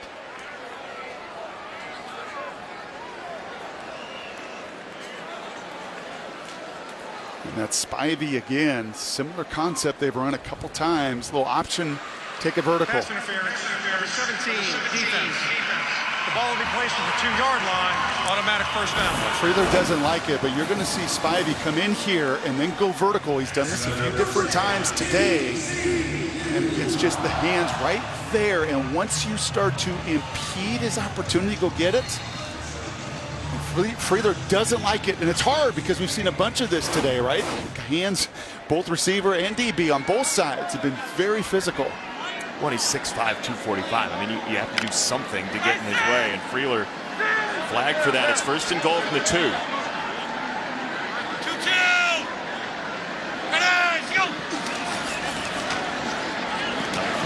Over the middle, into the end zone.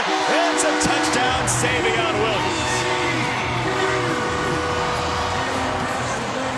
Big catch on a deep ball, and the score later. This is so good as a route. Getting inside, you can see the motion in front to try to distract, create a one-on-one, But that was all about Savion Williams against the corner purchase, the young corner, first-year starter out there. And you said what earlier? Use that 6'5" body, use that frame. His release off the ball allowed him to do so. Those footballs right down the middle of the field from Max Duggan today as well. Confidence. A word that Sonny Dykes used over and over again yesterday. It's unflappable confidence, too. TCU, close games all season. Now they're putting the hurt on Iowa State. Everybody hands go up, and they stay there, and they say yeah. Have you ever done that, Brock? What do you think? I think yes. Actually, I imagine you've done just about everything. Yeah, the Aloha Bowl, 97. Okay.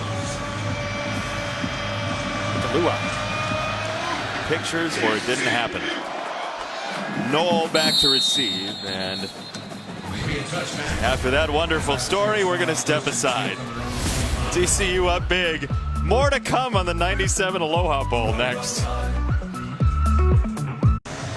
Have you ever heard players in a program mention the strength and conditioning coach more than TCU's guys mention Kaz Kazadi? At times, Jason, but I've never heard an opponent in a production meeting point to that guy as much as Iowa State did. And they did it indirectly because they just said it. Strength and development, I just don't recognize these guys. And Kaz Kazadi, the strength coach, is why. And talking to him yesterday and then watching his developmental players go through the paces, your boy started to understand why and what the commitment in the weight room is all about here. To your point, though, Iowa State's coach has mentioned a number of times how much bigger TCU's players have gotten over the past year. It is a very intense weight room that they run here. Kaz and his staff. There were Mike Tyson clips on the television. Yep. Loud music. Allison? And guys, this TCU team is bigger, but it's effective size, right? That's Kaz's whole thing. He says strength is slow, power is fast. So it's all about building the quick twitch muscle. They measure fat-free mass that they put on. So the physical transformation you can see, but the players I talked to say it was the mental transformation that he really implemented, the competitiveness and a whole different mindset and confidence from the get-go when he took over with this team. He is very chock full of interesting theories that have had a massive impact on this TCU team. Shaw gets dispossessed of the football. TCU is on top of it. It's Mitchell, the transfer from Georgia.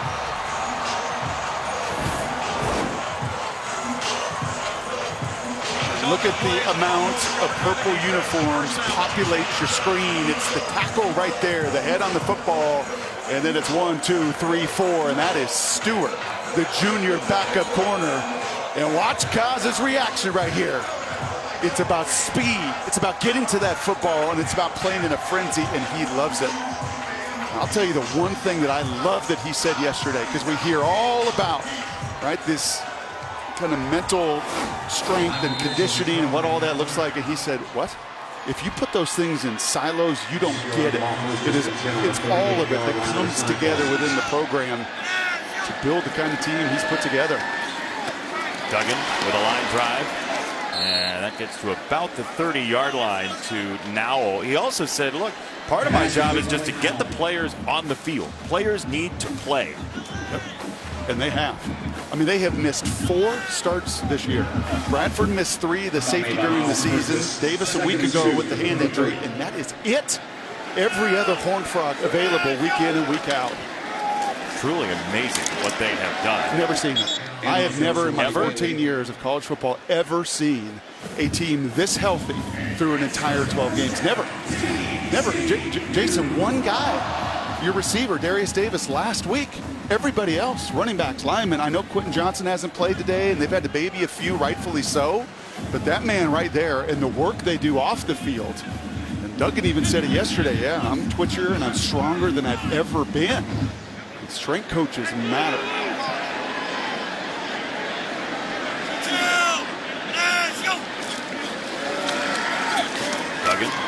throw. We walked into the weight room yesterday, and there was this driving, amp you up sort of music, and we asked Kaz Kazadi about it, and he said, look, I am of the belief that you as a body, you're just water wrapped around skin, and vibrations matter. So I want to get, he firmly believes that sounds can make the body do more than expected. I think he just looked at you and said, stop sharing my secrets.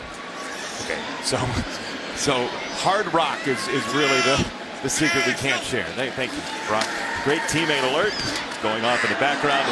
Imani Bailey shakes by one, breaks another tackle. You want strength. There you go, 1st and goal. And let's see, he's the first, second, third, fourth running back for TCU, the transfer from Louisiana. Right there, tackles to be made. Run right through that arm tackle, just like Kendre does, just like Max Duggan does, just like so many of these Horned Frogs do. And I'm kind of joking, obviously, about Kaz, but you could tell yesterday, like, he's not invited into many production meetings, and he doesn't like to talk about himself and everything they're doing, but there is science to all of it. Sonny believes it, these players believe it, and the proof's in the pudding on the field. Everything is very intentional, you feel like, talking to Kaz Kazadi. Imani Bailey gets bracketed, and down he goes. 2nd and goal for TCU. There's a marker in. If you wouldn't mind. Yes, please. What was the name of that song? Because I need to add that to my workout list. It was Bodies. Yeah. Just Bodies. Illegal formation, 5 players in the backfield, offense. 5-yard penalty, replay 1st down. Allison? You guys have your favorite moments of our time with Kaz. I think mine was when he described the team when he addressed them for the first time. He said it was a room of narrow eyes, squinting intensity. He said it was like addressing a pack of wolves. And that it just tells you kind of like this was within these guys, and it was his job to bring it out. That's credit to Gary Patterson. He brought a bunch of tough dudes in here that wanted to compete and play ball. Bailey, not a lot there. And the way the press box is situated here, one of the best in all of college football, is a TCU fan just came up to, you see, and in the glass on paper, he put up a note asking me, can we compete with Michigan and Georgia? Oh. Yeah, and he just kind of stuck it like right here. on the corner there. Right there on the corner. Yep. And I nodded approvingly because, yes, they can. Because of everything we've just talked about over the last 5 minutes of gameplay, of the way this team is built. And it's a bunch of veteran grown men as well. If they win out, you wonder what seed they would be in the college football playoff. Duggan end zone again. It's Jordan Hudson, a top 10 recruit at his position out of high school with a touchdown. Jason, what kind of ball is this? Go ahead. It's a car wash ball. Because? Because you could throw it through a car wash and it wouldn't get wet. Wow. And you saw the freshman, the true freshman, point to his wrist and say, what time is it? And I am just telling you, in New York City, and if you're part of the Heisman Trust, Max Duggan belongs there and deserves a plane ticket to New York. It would be his first trip to New York in his lifetime, as we learned because of our intrepid producer and curious producer Bo Garrett's incisive question. Max has not been to New York, but that frog horn is going off a lot because of his defense and the turnover created by Stewart, and that young man who continues to spearhead this whole thing. TCU before the season was picked 7th in the Big 12. Max Duggan wasn't on anybody's board to win the Heisman. 250-1 to win the national championship is a substantial long shot. But right now, checking the tote board, 60-1 for Max Duggan, 14-1 to win the title. And both those odds going to get a lot better after this statement. Against the best defense in the Big 12, Max Duggan at TCU with 48 points. Some of that provided by his own defense. Sonny Dykes, as Noel gets hit, and that might be 15. It's on Stewart. Let's take a look at our Nissan Heisman Watch. Nissan, premier partner of the Heisman Trophy. Today definitely opens the door, huh? Yeah, and this was a rough one, and one at the end of the game for CJ in a game I don't think anybody saw Michigan winning by 3 touchdowns. After the play was over, personal foul, late hit, number 2. Blake Corum, just 2 carry. He tried to go. He tried to gut it out. As Reggie Bush said on Big Noon Kickoff, I've taken that injury. I know it took me a few weeks. He tried to brace it up and go. He played 1 series. He could not. We'll see Caleb Williams tonight, and he will have prime time to tell his story. But Max Duggan right now, today, hello, ladies and gentlemen, that's now 34 touchdowns on the season to 3 interceptions, 29 passing, 5 rushing, and more than anything, has elevated this program to incredible heights. 11-0 going on 12 is Beck with the throw. He has Knoll for a couple of yards. You know, that game that you love and you cover so well on a daily basis. Soccer? No, that would be Major League Baseball. Okay. They have wins above replacement. Yep. So many metrics that go into their MVP discussions. And the Heisman is not the most valuable. It is the most outstanding player. But for Sonny Dykes and this team, if you were to take that metric of wins above replacement, how much does this player mean to this program? Caleb Williams, Max Duggan would be near the top of my list. There's also a stat called win probability added for what you do in moments that matter to your team, and he's been there the whole way. Becht has it intercepted. Picked off by TCU, and Josh Newton to the house.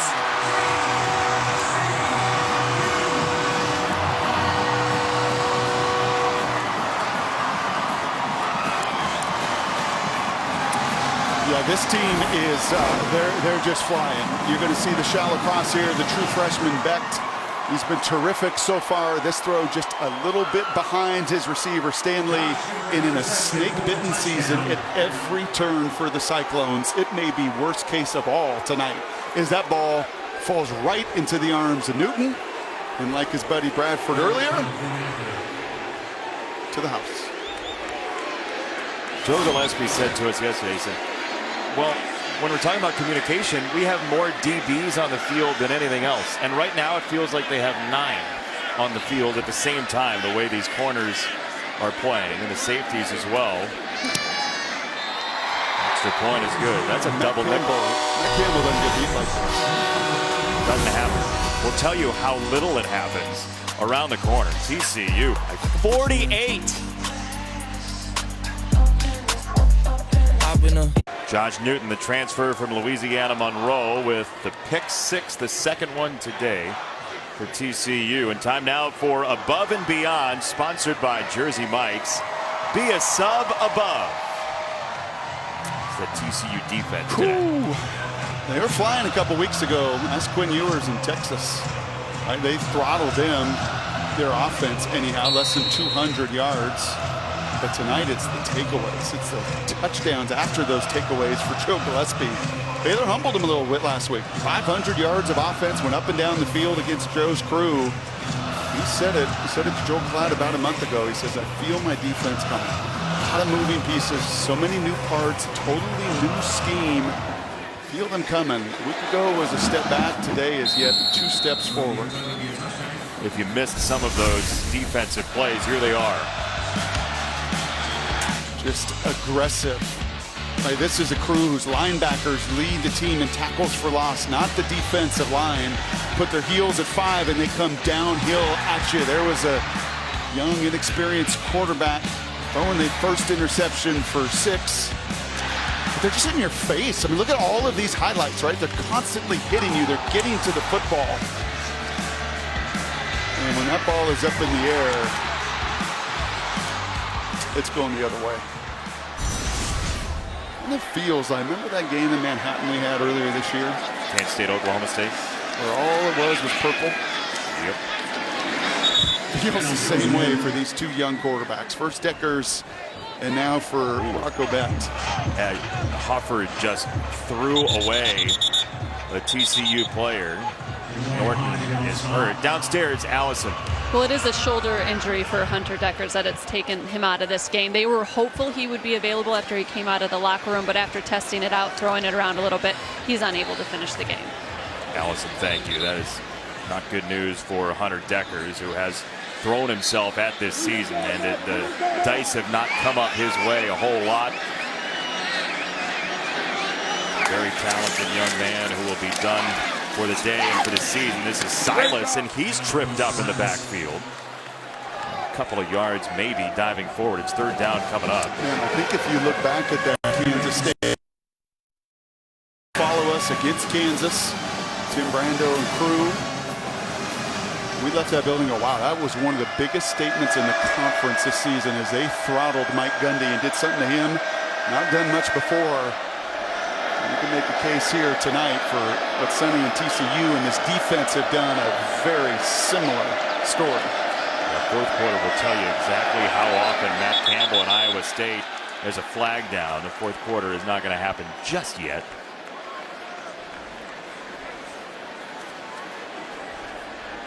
Offside, number 12 defense, entering the zone and causing a reaction. 5-yard penalty results in a first down. Clock operator, please put 1 second on the clock. The 1 second remaining. Thank you. You're welcome. Those folks who wanted a statement from TCU, look, again, you talked about it. Iowa State doesn't lose like this. It doesn't happen. They have 6 losses this year by 1 score. That's not going to happen today. Oh, Horned Frogs, number 4, looking stellar.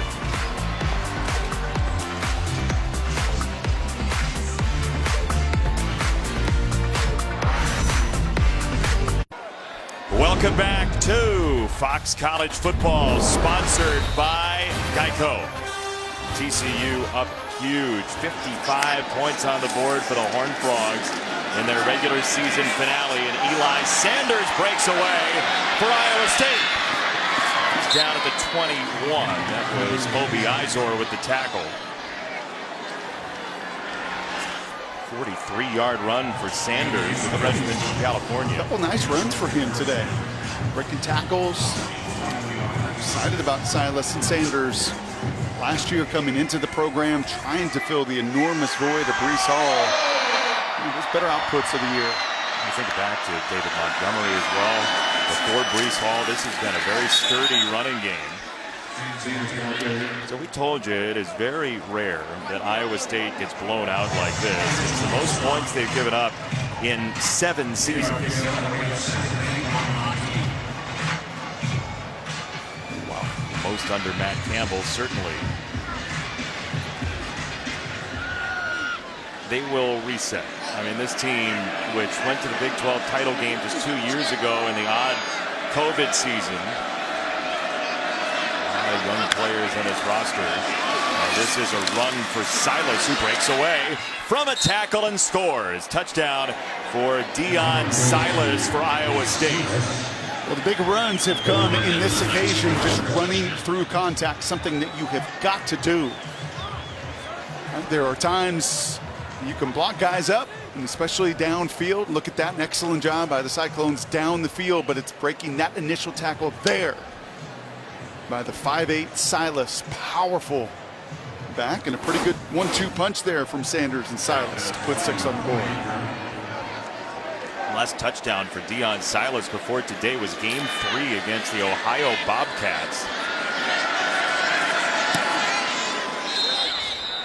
Iowa State back on the board. TCU on its way to 12-0. The Sweet 16, a pretty improbable run of the Sweet 16. Last night they beat number 1 North Carolina, and TJ Otzelberger, a couple seasons in now with Iowa State. You've got Caleb Grill putting up 31 on 11 for 15 shooting. We've seen some wild rides already this college basketball season, and this is a program that is on the rise. Football Cyclones just put it into the end zone with a Silas touchdown. Deion Silas.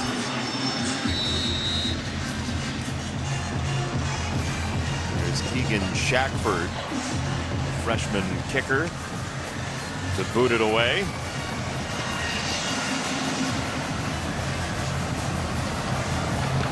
Trent Battle back deep. And off the bounce, it is Battle. And he churns to the 30-yard line. Looks like Max Duggan is going to be done. Your evaluation of him today? Well, it's what he's done all year. In just some of the bigger moments, which happened to be in the first half. And this one on fourth down got the party started. I think after the emotion of a week ago, it was imperative that the Horned Frogs start fast, and boy, did they ever. And you'll hear so many receivers say the same thing, Jason. Just give me a chance. Just give me an opportunity.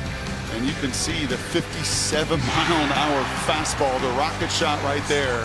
And it didn't matter if it was Spivey or Williams or really, and it was the same case last week in crunch time at Baylor. Just elevate everybody around you. It's now Chandler Morris in at quarterback, and he is part of the story for TCU this year. He was the starting quarterback. He won the job out of camp and then got hurt in the Colorado game, and then Max Duggan took over and hasn't given it back. And you watch practice, the kid can flat out spin it.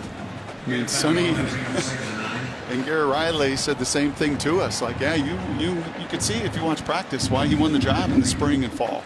Plays with great anticipation. He's got tremendous accuracy on the practice field. He may be a better practice player than Max Duggan, but what Max does on a football field in full pads, that there is the advantage with all the experience Max has. Bailey on a line drive pass, and he's down about a yard short. I want to ask you, because we saw the 57-mile-an-hour pass. What's the context there? Like, you see 95 with a baseball, right? 57. Yeah, they do now measure at the combine. They do use those jugs machines at the combine, and anything over 55 has some oomph. Yep. Yeah, if you get to 60 plus, the Josh Allens, I think a Mahomes is going to be around there, but anytime you see north of 55 would probably equate to like north of 92 or 3 is a fastball. It is just different. Got to snap it in 5 here for TCU. And they do. It's a run, a yard to get, and it's not going to be there for Imani Bailey. Isaiah Lee with the stop for Iowa State. We're seeing TCU unload and put a lot of backups in, which is appropriately so. If Sonny Dykes could do one thing, it would be to run this final 11:54 as quick as possible and get themselves ready for either Texas or Kansas State, which will follow us with Kansas tonight. One of those two who they've obviously beaten already this year in different ways. To come back against K-State, really their defense handled Texas. That's going to get some opportunities. We'll see how much purple is in the Big 12 title game coming up after our game. Kansas State with a win will face TCU, which looks like it will be unbeaten through the regular season. A lot of smiles just off Sundance Square.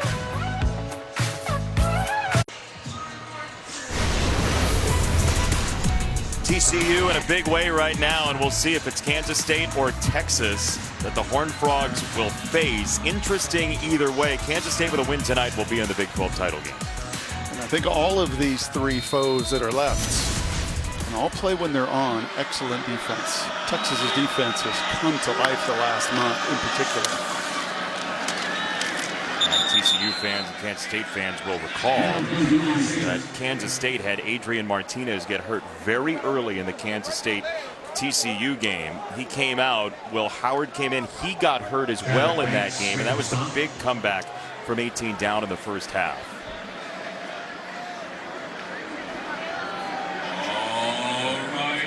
A couple of TCU people have mentioned this to us. They've been in just about every type of game this year. They've been in every type of deficit, certainly.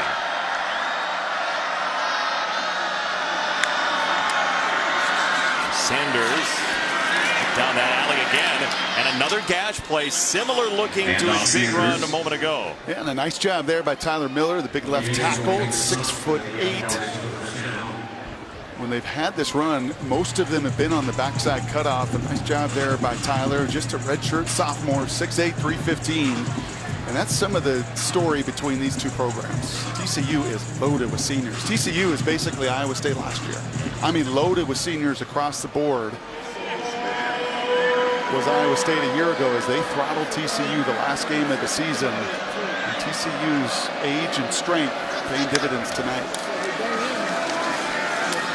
Silas on the run. I mean, there's not a whole lot of institutional knowledge left over from 2017 when Iowa State beat 2 top 10 teams, including TCU. And TCU fans remember that was the first loss 5 years ago for that Horned Frogs team. Yep. Iowa State that year also beat Oklahoma in one of the most improbable victories the past decade in college football. And Matt Campbell said that was a game that really flipped the program.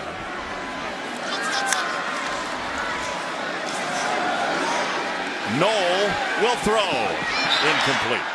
He wanted Rocco Beck. And I will say Anthony would have been out of his chair watching this game, screaming if that was completed. Anthony said about his son, just a grinder, man. Just loves this sport, loves this game. Obviously grew up with it. A dad, super successful. And Gillespie knows that having a true freshman in there is advantage to TCU tonight as they knock Deckers out. But Beck has shown himself well, and this will be valuable experience for him moving forward.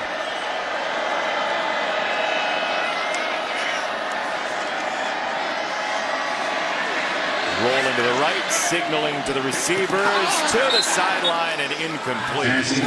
That was McQuinn on the coverage. 4th down for Iowa State. It looks like they're going to go ahead and punt.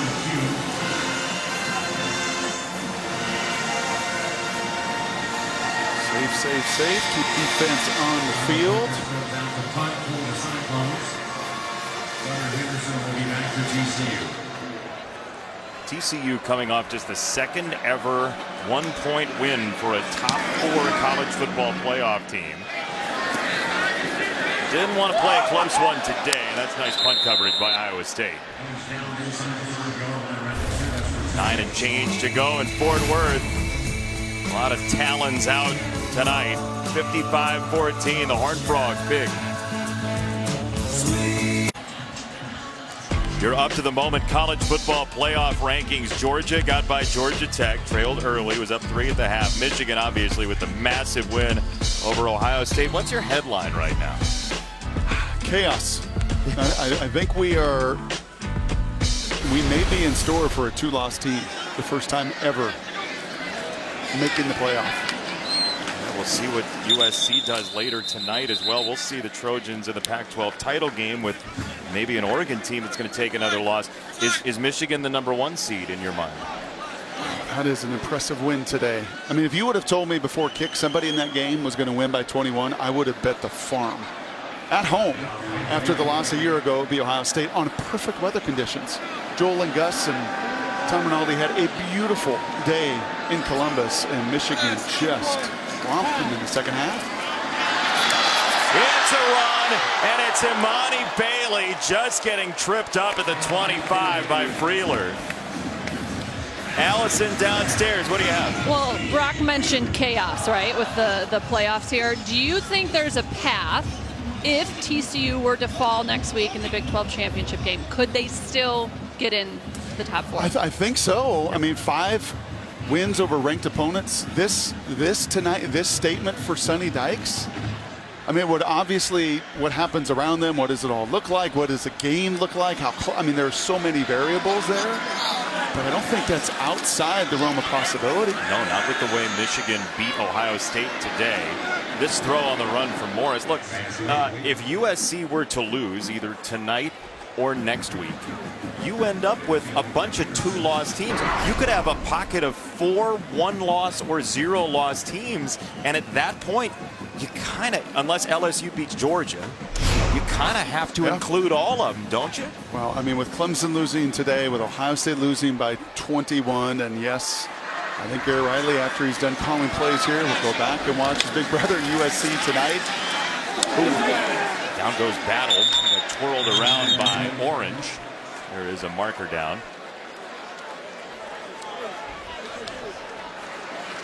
Personal foul, face mask, number 95, defense. 15-yard penalty, automatic first down.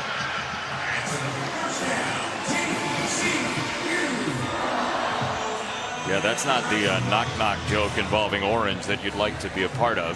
No, that's the big true freshman, Dominic Orange, about 350 bills, just trying to stick anything out there. To slow down TCU, been hard to do over the course of this game.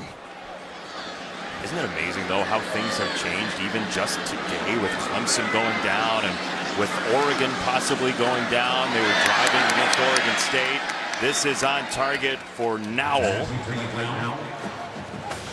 Yeah, I think many people felt, and I was listening to Urban Meyer this morning on Big Noon Kickoff say, you know, Georgia, Ohio State, just the number of athletes, just their unblemished record this year, the number of 4 stars and 5 stars and everything else. I think on paper, Jason, Urban was right that you looked at it and say, yeah, these are probably the top 2, and then they get beat by 3 scores in their own building. Yep. And this team, I think with Sonny Dykes, so many of the folks have watched him, so many close calls, a play here, a play there. Tonight has been one heck of a statement. Amani Bailey, first down. It's a little bit like Cincinnati last year, which ended up doing everything everybody asked for. Obviously, TCU, a Power 5 team, but Kansas State is next. Coming up next right here on Fox. 120th meeting in the Sunflower Showdown. Next on Fox and the Fox Sports app. You know, you try and size that game up, and Deuce Vaughn has been just so awesome in purple for Kansas State, but what do you think? Yeah, well, and Will Howard, like Max Duggan, Will Howard gets kind of thrust into it. Max did early in week 1 of this season, but Will Howard has made that team look entirely different with Colin Klein calling plays. Gunnar Henderson finds some space and runs up and down the field for what seemed like an eternity for a couple of yards. But then Daniels is back at Kansas. Now got a couple weeks of playing time under his belt. They're dangerous. And they know Lance Leipold's going to be there for a long time. Got the extension, and we'll see who Max Duggan plays in that Big 12 title game. It all depends on the game that's following us.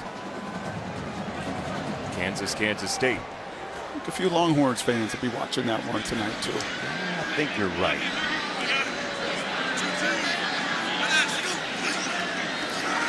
Battle, the freshman. Gets wide and gets maybe half a yard. Gary Vaughn was in there on the tackle. All right, Iowa State. Where do they go from here? This is a snake bit season. We know that. This is not the way you want to end a year. Where is Iowa State? Well, they're going to return a lot of people. They will lose Will McDonald, Orion Vance, and Anthony Johnson. So for Matt Campbell, at all 3 levels of his defense, you could argue they lose the best player. Outside of that, everybody else returns. A secondary that has been one of the fastest for them this year, who's played very well. Tonight, notwithstanding, they will return a ton of starters. Equally on offense, they will lose Hutchinson, but have just about everybody else back. Morris into the slide. So for a program that is all about development, and I asked Matt Campbell, I said, you know, you've only got 2 FBS transfers. TCU has 20. Is the portal going to be active? Because Sonny Dykes used it in a big-time way here. Between junior college transfers, FBS transfers, and Matt said, that's just not really in my DNA. I am about developing 18-year-olds with John Haycock and our crew of developing 18-year-olds and turning them into seniors and grown men on and off the field. But that will be a legitimate question that they will evaluate of how much talent, how close are they in the developmental game versus talent they've got to bring through the door. Morris to throw on 4th down. He loads up, and that's just a dart. There's the arm talent. It's a first down for Jared Wiley, the former quarterback. Yeah, this youngster can spin it. I mean, there was a reason he was 5-star out of high school. There's a reason that he won this job. That's a tight spiral. Kind of a little Spencer Rattler to that delivery too, just clean. You know what's an intriguing number is that Chandler is actually older than Max Duggan. It's wild how this is. He's a gone. redshirt freshman, and he's older than Max Duggan on paper. Sonny Dykes said, I've been a lot of places where we've had a lot of pretty quarterbacks in terms of delivery and the mechanics and everything just going as planned. And Max Max Duggan has not been that guy. It's not all pretty and it's not beautiful on tape or whatever it might be, but he wins, man. Well, he made a good point. He said, the hardest position to evaluate is running back because you can't hit him. In training camp, you don't have live tackling anymore. And he said, Max has been a revelation for me as a coach in evaluating quarterbacks now moving forward because, in shorts and a T-shirt at the combine or 7-on-7 drills, he doesn't win. Jalen Morris wins. But put the pads on and William Wallace comes to life. You feel him leading the troops? 7 foot tall. Sneaky film buff. Brock Ewart. Timeout TCU. Media timeout. TCU driving when we come back. 2014 is bittersweet for TCU fans because they put that big win on the board against Iowa State at the end of the year, and they looked like they were going to go to the first college football playoff. It didn't happen for them. And now TCU fans, you have to imagine, are like, just get by this game. The 55 number, maybe if you could change that and put up even like one more point so it doesn't look the same. But if they win out, they're going to the college football playoff, and there's no question. Yep, they control their destiny. Yeah. And that'll be 60 minutes next week. And, one of the bonuses today with just this game, in some ways, and I know Sonny's probably going to address this, they didn't have to play Quentin Johnson today. Right? They could keep him on ice. He was emergency, break glass if they needed him. They did not today. Tay Barber, Darius Davis, very few reps as well. So an opportunity with some of your speed. It has to be a difference maker in that title game. Good rest tonight. Imani Bailey keeps his feet. It's 11 separate receivers who've caught a ball tonight for TCU, to your point, and Tay Barber is not one of them. Nope. Now, defensively, in the loss of Hodges, the linebacker who did not return in the second half, will be worth watching. But outside of that, they should be pretty much a full house. Pretty rested after this game, and one of their best just total team efforts in all 3 phases tonight.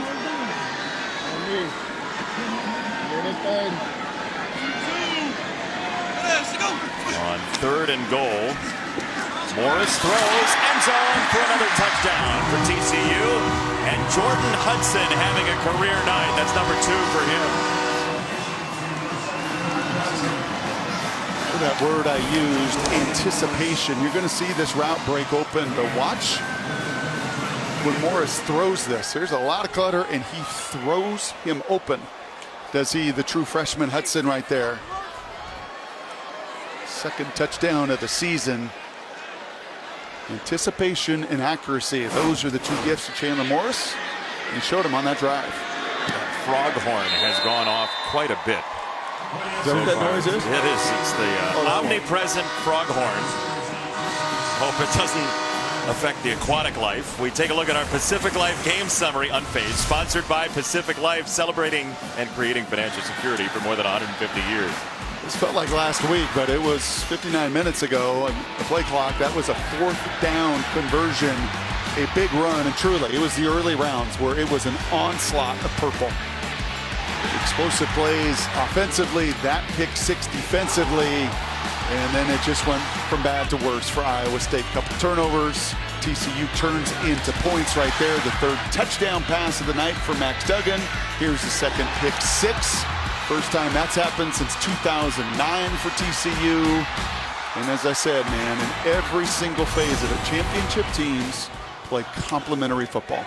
How would you feel if Max Duggan wasn't invited to New York for the Heisman ceremony? I would turn in my Heisman vote. Really? I don't know. That sounded good. That's not binding. You like that vote, though, don't you, buddy? Look. He deserves to be there. He does. Is what you're saying. I mean, not even. It's just not even close. And Sonny made that case this week in his press conferences. He'll make it again. He'll have all the lead up to the Big 12 title game, and ultimately the stage next week to try to A, win a Big 12 championship, B, get yourself to a playoff, and then C, individually, get Max Duggan to New York City, where based on Caleb Williams tonight, it's not just getting him there. He throws another 3-4 touchdowns next week. I mean, it's going to be a legitimate debate of who wins that hardware. going to be a fascinating final couple of weeks and bowl season. Noel on the return coming up after our game. Be sure to stay with us for Coca-Cola College Football Extra. A lot going on. Oregon State came down to the wire. You know, TCU has had this marvelous season, and there's something mystical about the Horned Frogs. We talked about the Hypnotoad and all this. I was reading this week, TCU, the second choice for the team, the nickname, was the Cacti.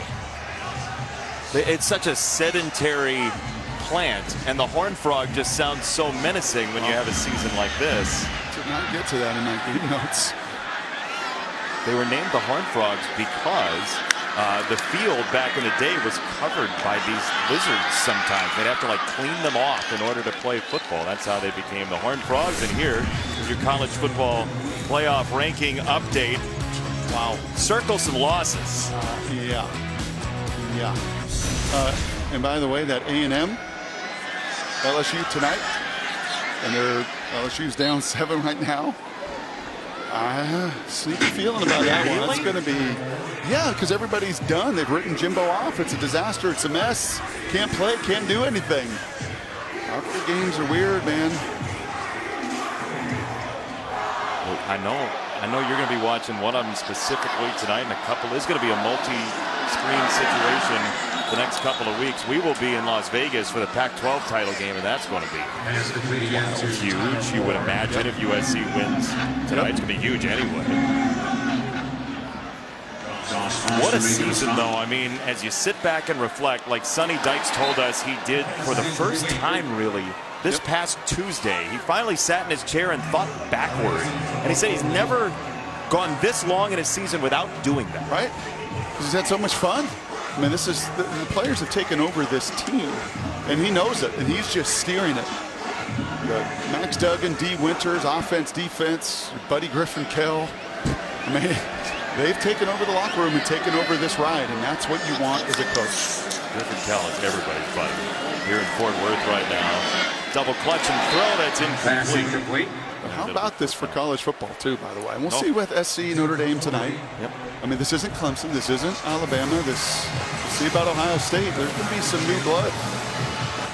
And I think it's healthy for college football, frankly. Well, the story's both TCU and then Kansas and Kansas State in separate spots right now in the Big 12 standings, but similarly upward trajectory type seasons.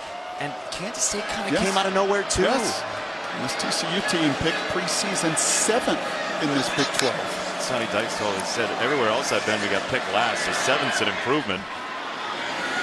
And this will be short of the line to gain. TCU will take over, and Iowa State gets the run for Bo Hoberly after the catch there, just about a yard short. Well, just as we all expected, as the season started, TCU finishes the regular season undefeated. Coach of the year? Gotta be.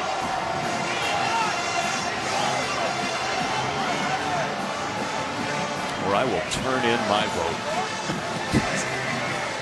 But you think about it, how many teams that lose a quarterback in game 1 end up with the other guy at the helm, let alone that, just finishing undefeated anyway.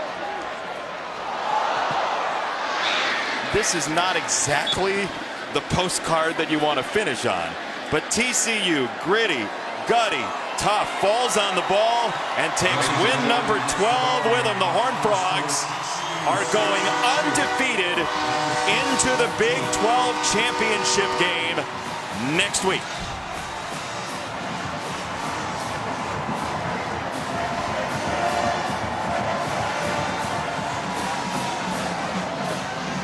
Different scene than a week ago.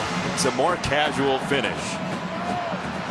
Look at that. Matt Campbell, who recruited Max Duggan, has a moment with that young man, and Max Duggan told us he has very substantial reverence for the way Matt Campbell handled his recruiting. Allison downstairs with Max. Well, Max, this team has found different ways to win all season. Tonight, you cap off a perfect season with a dominant victory. How were you guys able to play such a complete game? Yeah, I think guys just went out there, played confident, did their job, had fun, and just cut it loose. I think that was the biggest thing. Play in front of the crowd, one last time for this season. It was a lot of fun. How would you describe the emotions for you tonight, knowing this is your last game here? Yeah, I guess I'm not sure yet exactly what I'm doing yet, but there is a lot of emotion for your last game, in front of this crowd, depending on what's going on. But yeah, it was fun to get a win, last time this year. How special has this season been for you after everything you've been through here at TCU? I know how much this university means to you. What has it meant to be able to lead them to a perfect regular season? Yeah, the school has been, had our backs, and through the ups and downs, there's been a lot of eventful memories, through kind of the lows. But being here 12-0 at TCU is just something that you'll remember forever, and glad to do it here. A lot of times when the wins mount, the pressure does too. How has this team kept the same approach week in and week out? It's just the culture that, Coach Dykes has brought in. Play the next play, do your job, play for the guys around you, be confident. I think that's what's helped with us. Thoughts on the keys going into this Big 12 championship game? Yeah, we're going to find out who we got to play, but we're excited. We're going to play, a good opponent, depending on who that is. But, we got a lot of work to do, and it's going to be a good one on next Saturday. Good luck. Thanks, Matt. Thank you. And he still can't cut his hair because he hasn't touched it since the beginning of the season, and his team hasn't lost. And he just left the door open, maybe just a little bit about next season. That kid and the whole story that he has become. It's been a fun regular season, Brock. Man, oh man. We will see if TCU faces Texas or Kansas State coming up in a little while in the Sunflowers Showdown. For our entire wonderful crew, for Allison Williams, Brock Hewitt, I'm Jason Benetti. Thanks to all of the families who donated all of our crew members to us for this holiday weekend to bring television to you. Coca-Cola College Football Extra, Emmanuel Acho and the guys right after these messages.